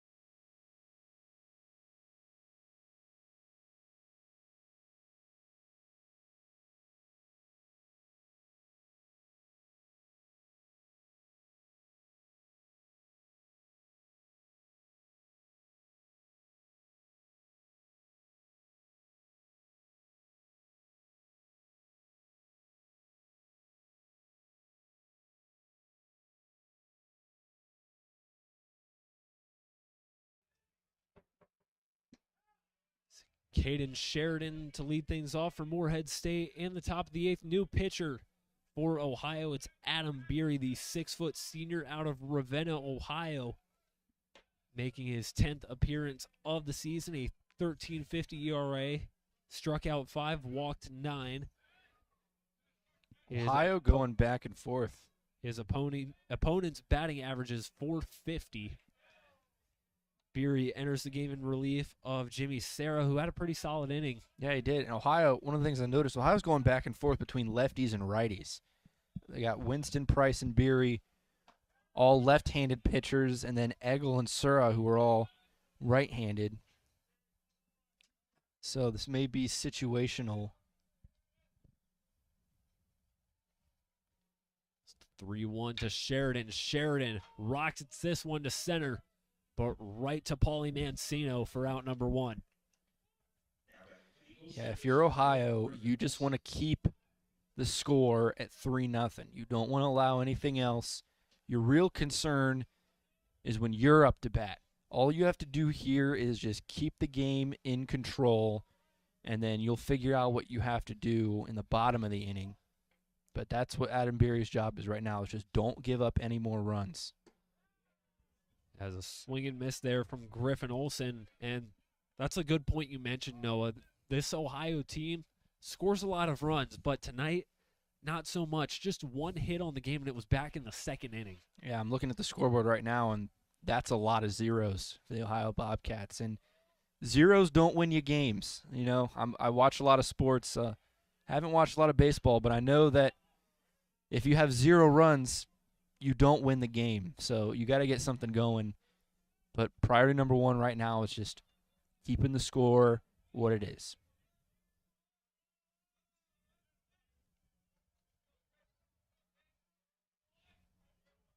Here's the 1-2 from Beery. This one's a called strike on the inside corner. And down goes Olsen on strikes for the first time today. Quick 2 up, 2 down for Ohio. Adam Beery is doing exactly what he needs to do.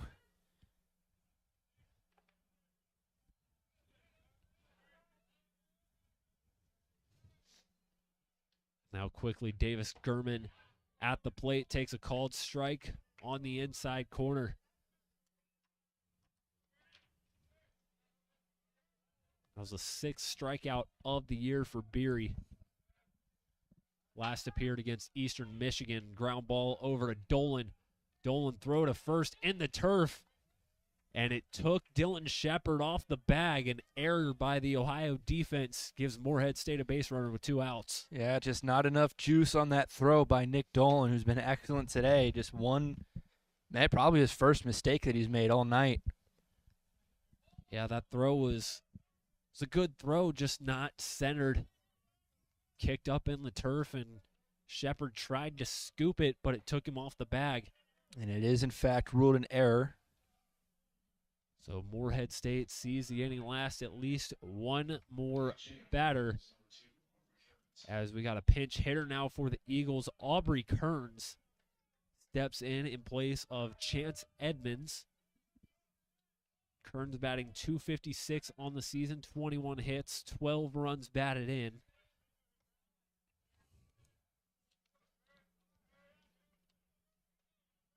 Kearns, the freshman out of Nicholasville, Kentucky. The check swing there called strike 2. And the pinch hitter instantly down 2 strikes here right out of the gate. From the stretch, the 0-2. This one down and away. And Kearns will stay alive, at least for one more pitch. Bear's doing good work. He's experienced. He's a senior. He knows what it's like to be in situations like this. Only appeared in 9 games this season, but he's got that experience that coaches look for. The 1-2 again, called strike 3. Beery sits him down looking. Second strikeout of the inning, and that retires the side. Bobcats down to 6 more outs as we head to the bottom of the 8th with Dylan Shepard due up when we return.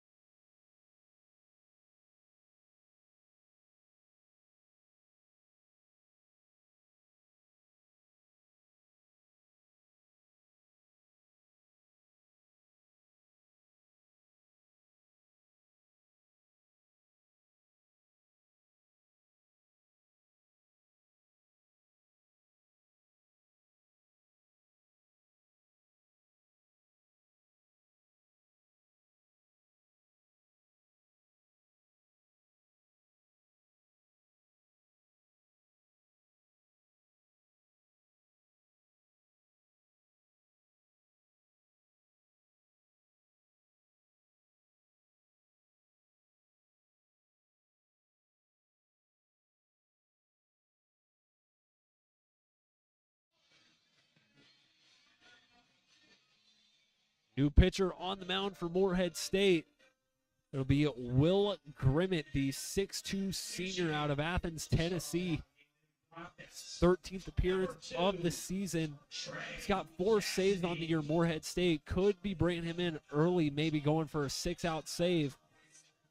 We will see what Morehead State does pitching-wise. And for Ohio, we've got a pinch hitter, Trey Cassidy. He steps in to get his first at-bat of the day. Trey Cassidy, typically someone that finds himself in the starting lineup, coming in to pinch hit for Dylan Shepard. Cassidy takes the first pitch for a called strike one. Cassidy, the Northville, Michigan native, batting .304 on the year. It's quickly down 0-2. Aubrey Kearns will stay in the game for Morehead State, taking over at second base as well.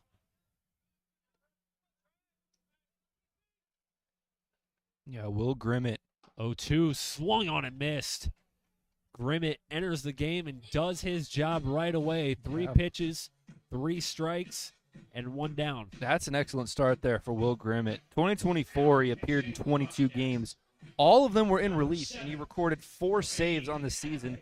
Will Grimmett is definitely a closer-type player, and if they're looking for him to close this game out, he is an excellent option as the Athens, Tennessee native looks to get a save in Athens, Ohio. And another pinch hitter now for Ohio, Brady Alexander, will step in place of Trenton Newer as he fouls this one away on the first pitch. 0-1 to the Glenshaw, Pennsylvania native, batting .381.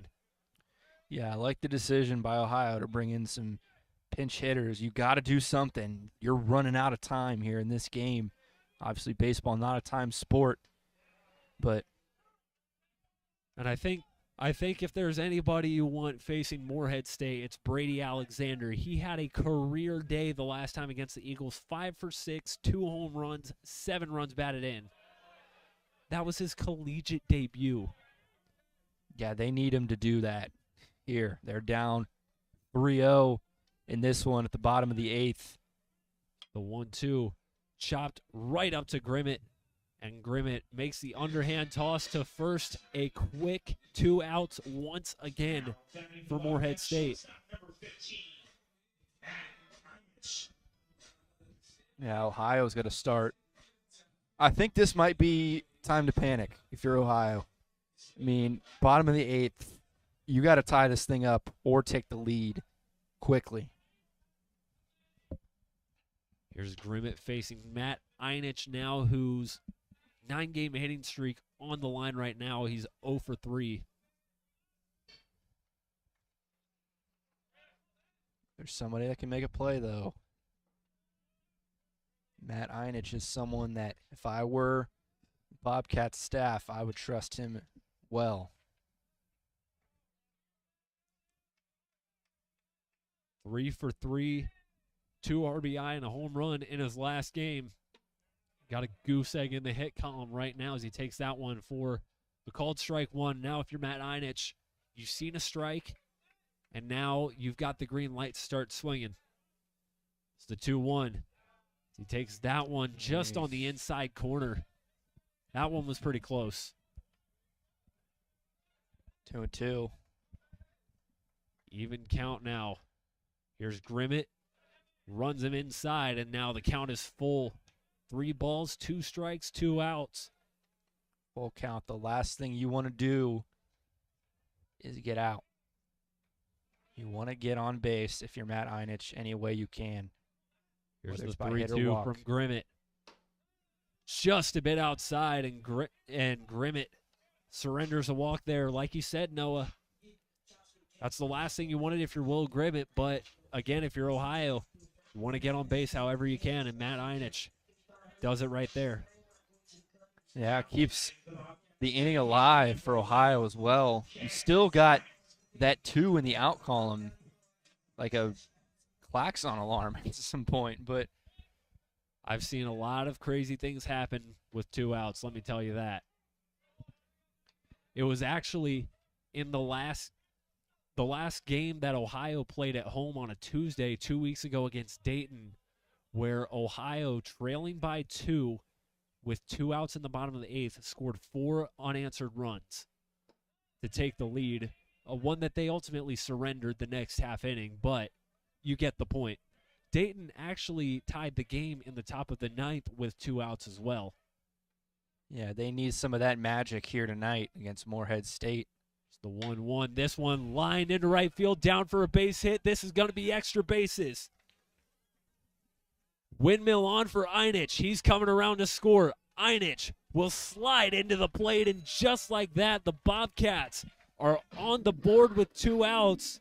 An RBI double into right field from Cam Bryant puts the Bobcats on the board. It's 3-1. There we go. That's exactly what you needed. They needed to make something happen. Matt Einich got the wave home signal. That was an excellent hit by Cam Bryant. Put it into, like you mentioned earlier, no man's land, deep in right field. Dropped down, knew it was going to be extra bases right away, and Matt Einich able to come home, and they put a dent in this lead that Morehead State holds. Now Paulie Mancino up. He represents the tying run. First pitch swinging into right field. Underneath it is Keene for out number 3. And we head to the 9th. Ohio makes a dent in the scoreboard, but they still trail by 2 as Morehead State will look for some insurance as we head to the top of the 9th here in Athens.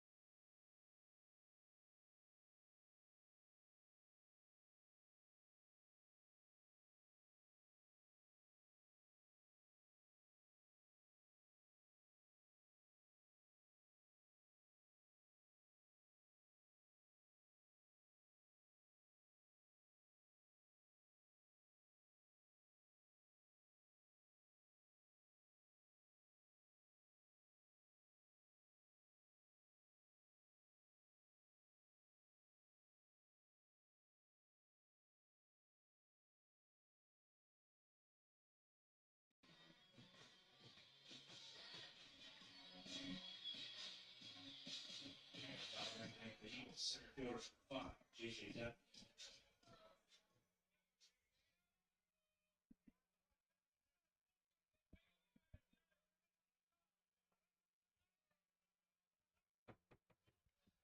Back here for the top of the 9th inning in Athens as J.J. Dutton, first batter for Morehead State, gets one to fall just before the warning track. He's got extra bases and a first pitch double for J.J. Dutton as Morehead State will look to bring him home for a little insurance here in the 9th. Man, we were just getting ready to talk about how that is exactly not what you wanted to do if you were the new Bobcats pitcher, Julian Robertson, who's going to close this half of the inning out. I'm going to mention that Julian Robertson needs to keep the nerves down, control his pitches, can't let them get away from him, and he can't do what he just did, was allow extra base hits like that. Here's a ground ball over to Einich at short. Throw to first is in time. Out number 1, and Dutton moves up 90 feet to third with one on. There's another run standing 90 feet away for Hunter Thomas. All right, now Trey Cassidy has entered the game at first base as well. Now, if you're Julian Robertson, you cannot let Dutton come home to score. Infield creeping in for Ohio as a line drive into left field. It's down for a base hit. Dutton essentially walking home as Hunter Thomas stand-up RBI double. And there's that insurance run that Morehead State needed. 4-1 Eagles. That is a very bad start to the inning if you're Ohio. Could not let them get any higher on the scoreboard, and now they've already got one run, and they're threatening to add more. Only one out as well. Here's Alex Keene standing in there. 1 for 4 on the day with an RBI single. Both the doubles from J.J. Dutton and from Hunter Thomas. Perfect ball placement just out of the reach of the left fielder Alexander, who steps in as this one sent high into the air, shallow right, in foul territory, and tracking it is the second baseman Cam Bryant for out number 2. Good communication there by the Bobcats, making sure that two players don't try to go for the same fly ball. Now down to 2 outs. Excuse me, we've got 2 outs now. Bobcats need to get out of this inning, and they need to hold Hunter Thomas, strain him on second. They do not want him to be driven in. Here's Eli Kirkendall now. That one low and away for ball 1. Out of Julian Robertson's hands, the 6'6", 190 freshman out of Aurora, Ontario, Canada. That pitch had some serious juice on it and got to the plate quickly. Don't know how quickly it was clocked at, but he's dealing. It's quickly behind 2-0 to Eli Kirkendall. It's 0 for 3 on the day, struck out twice, has reached base with the walk. Here's the 2-0. This one finds the zone, called strike 1. Morehead State after this game will have an OVC series with Southern Indiana, looking to improve their conference record. It's the 2-1 from the stretch, taken down the middle for a called strike 2. Yeah, and a win here would be a huge confidence boost for Morehead State. Coach Rose said he's looking for his team to get his confidence back, get their mojo back, if you will. They feel like they've lost some of that over the past couple weeks. This would be a big confidence boost for the Eagles. From the stretch, the 2-2. This one just misses low, and the count is once again full. 3 balls, 2 strikes, and 2 out with a run standing at second base. 1 pitch away from getting out of the inning, but 1 pitch away from putting yourself in a dangerous situation. Here's the payoff pitch, called strike 3 on that inside corner. Robertson works out of a jam after giving up the run, leaves another runner stranded. And Ohio's got 3 outs to work with, down by 3 heading to the bottom of the 9th. 4, 5, 6 hitters due up. Don't go anywhere.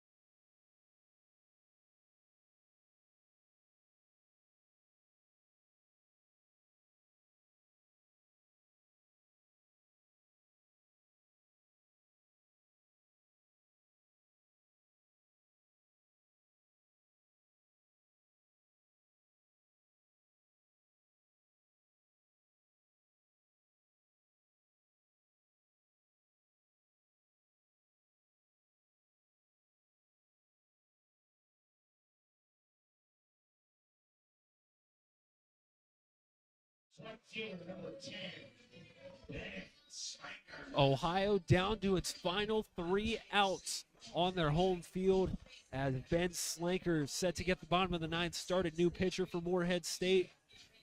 It's the right-hander out of Union, Kentucky, Josh Furtado. As he faces Ben Slanker, winds and deals, finds one in the turf for ball 1. Noah, you talked about during the break, what does Josh Furtado need to do to close this one out for Morehead State? Yeah, so if you're Josh Furtado, your team has a 3-run lead. You need to focus on the batter that's in front of you. You need to focus on the person in front of you. Don't look to the left. Don't look to the right. Don't look behind you. If people end up getting on base, that's fouled off. That hit one of the lights here at Bob Wrench Stadium. I don't know if he could put it there again if he tried. Yeah, that's impressive. But yeah, if you're Furtado, I don't care if anybody gets on base. You worry about the person in front of you. If this game is still 4-1, you're not looking anywhere but straight ahead. Now, if Ohio drives some runners in, then you need to start to worry about, okay, where are the base runners at? Is there an opportunity for them to steal? Then you need to start worrying about pickoffs. But right now, with a 3-run lead, is the person in front of you, and that's it. And right now, Ben Slanker has worked his way to a favorable count, 3 balls and a strike. Wouldn't be surprised to see Slanker swing at this one. Here's the Why not? 3-1. Takes this one outside, and just like that, 5-pitch walk for Ben Slanker. And the Bobcats get a runner on right away. All right, now here's the scenario I was talking about. Don't even look at him. If you're Josh Furtado, don't look in his direction at all. Just focus on Nick Dolan, nothing else. You can see he's leading off quite a lot right now. If I'm Josh Furtado, I do not care how much of a leadoff he has. He could be halfway to second base, and I would not care. Righty versus righty action as Dolan cuts and misses on the first pitch. Some high heat out of Furtado's hands. Yeah, that's Pickoff throw to first, not in time. Just maybe trying to keep Ben Slanker honest. still, even if he goes in for a run, it's still 4-2. Is the 0-1. Dolan high into left center field. And underneath it is Dutton to make the play out number one.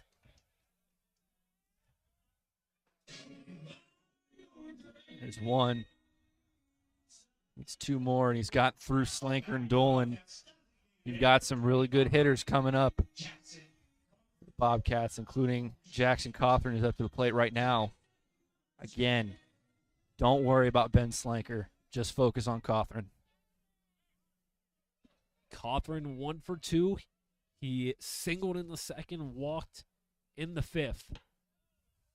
As he looks at that one just high outside for ball 1. And if you're Ohio, obviously you need to be more aggressive with the bat, but don't swing at anything you don't have business swinging at. Yeah, you got to be careful because you don't want to get too many strike calls worked out. Strike swinging. Don't want to fall for any late game April Fool's pranks out of Josh Furtado's hand. Cawthorn pops this one up shallow left field. Coming in to make the play is Gurman. And just like that, Ohio ball down to its final out. That there's not much you can do about that. You make contact, and sometimes it's just a fly ball that's easily caught by the outfielders. There's no way that you can possibly tell your team, if you're a coach, there's no way you can possibly tell your team, hey, don't do that, because sometimes that just happens. And now with Ohio down to its final out, Blake Reed stands at the plate. Runner on, 2 away, takes this one for ball 1.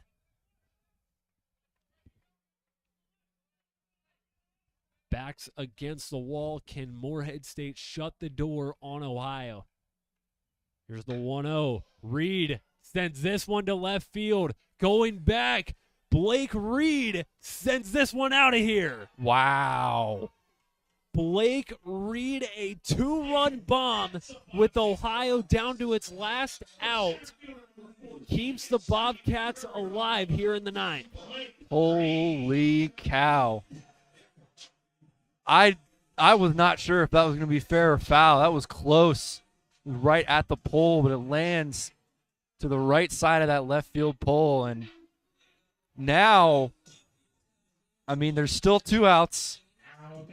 But holy cow, the pressure just got turned up a lot on Morehead State and on Josh Furtado.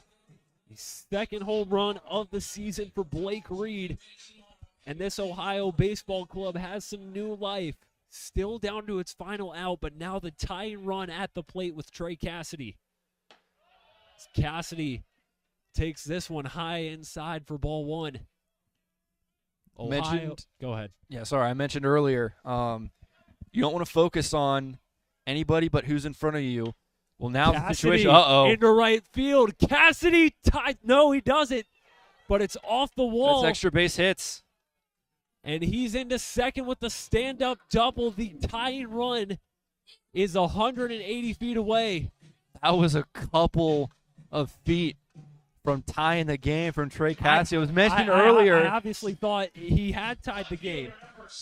Yeah, well, now, Josh Furtado, now you got to do the opposite of what I was telling you to do earlier. You got to worry about Trey Cassidy because he is in scoring position. He could potentially steal third. I don't know if he would be that risky, but you got to worry about where that guy is now because if he gets home, it's a tie ball game. I will have a conversation with the Morehead State coaching staff with Josh Furtado. Obviously a pressure-packed at-bat.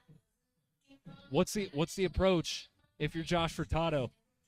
Man, I don't know. You got to calm down, first of all. Like, you're probably on edge if you're Josh Furtado right now. I mean, you got to calm down. There's 2 outs. All you got to do is just get Brady Alexander out. You get Brady Alexander out or force a pop-up. Ohio's been doing that quite a bit. If you can do that, you can get out of this game. But this has become a theme for Morehead State, having the lead late in games and just not being able to close it out. This would be huge. Tying run at second. Alexander chops this one foul. Ooh, boy. Alexander representing the winning run at the plate. He is lucky that went foul. If that stayed fair, that was ball game. Brady Alexander burst onto the collegiate scene in his debut against Morehead State. Looking to make something happen late for his team again here. It's a check swing. They say he went around, and now the Bobcats down to their final out, their final strike. Cassidy represents the tying run at second. Furtado looks back. From the stretch, the 0-2. This one fouled back. And Alexander stays alive. Yeah, you got to swing now. If you're Brady Alexander, unless that ball is way outside of the strike zone, if there's any doubt, you swing. From the stretch, the 0-2. In the turf. It's low. Yep. Gets away from the catcher, and Trey Cassidy's going to move up 90 feet to third. That ball got away from the catcher, Sheridan. He had no idea where the ball was. And because of that, Trey Cassidy, the tying run in this game, now stands 90 feet away. Man. Josh Furtado, though, you got to focus on the guy in front of you. It would be crazy for Trey Cassidy to try to steal Weight home. Of the world on Alexander's shoulders. This one low and away. Good job by Sheridan keeping that from getting to the backstop. And you got to calm down, Josh Furtado. You got to calm the nerves. You got to relax. 2-2 the count. Two outs, tying run 90 feet away. It's one pitch and it's over. From the stretch. Evens the count 3-2. Oh, goodness.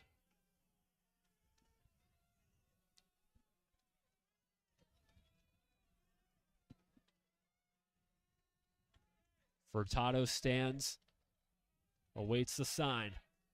Full count to Alexander from the stretch. This one fouled down the right field line. Boy, that sounded good off the bat, didn't it? It did. Is that metal bat sound here in college? Just cannot keep it inside the ballpark. Live to see another pitch. Furtado will try again on Alexander. Cassidy at third. Here's the payoff. Swing and a miss. Furtado shuts the door on the Ohio Bobcats.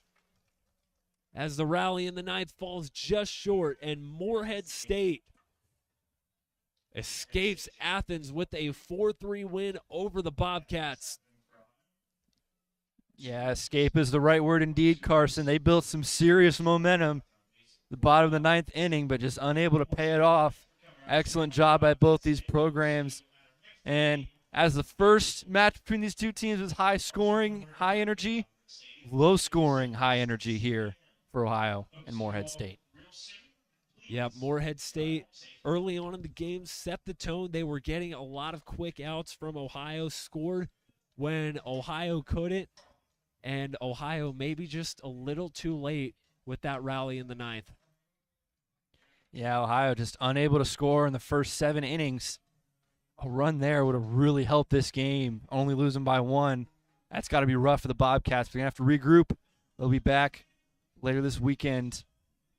They got to figure out what to do in this scenario. Meanwhile, for Morehead State, big confidence builder like we talked about going into that next weekend series. Maybe this is the spark that they needed. So Morehead State, after a win today, will go on to face Southern Indiana in Ohio Valley Conference action. Meanwhile, the Bobcats will travel to DeKalb, Illinois for a matchup with the Huskies in some weekend action. That should be a fun one. Should be a fun series indeed. Anytime you get action at this stage of the season, always a fun weekend series. It should be for Ohio as they try to get back on track. Noah, your final thoughts on this game before we wrap it up? Yeah, I mean, we kind of already touched on it a little bit. Morehead State was just able to come out early and get on the board, and Ohio just wasn't able to get that spark until the end of the game. Just too little, too late. They made a valiant effort there at the end. They have nothing to hang their heads about. But, man, if only they had been able to get something going in the first 7 innings. It's just a rough way to lose this one for Ohio. Ethan Davis, the winning pitcher, 5 innings of 1 hit, no run baseball, struck out 3. Hunter Winston suffers the loss for Ohio, and Josh Furtado able to record the save for Morehead State. From our outstanding production crew, led by Jordan Bowes and our friends next door to us, helping us out, we thank them for their hard work tonight. That's Noah Devine. I'm Carson Francis. We thank you for tuning in to tonight's presentation of Ohio Bobcat Baseball. Enjoy the rest of your evening.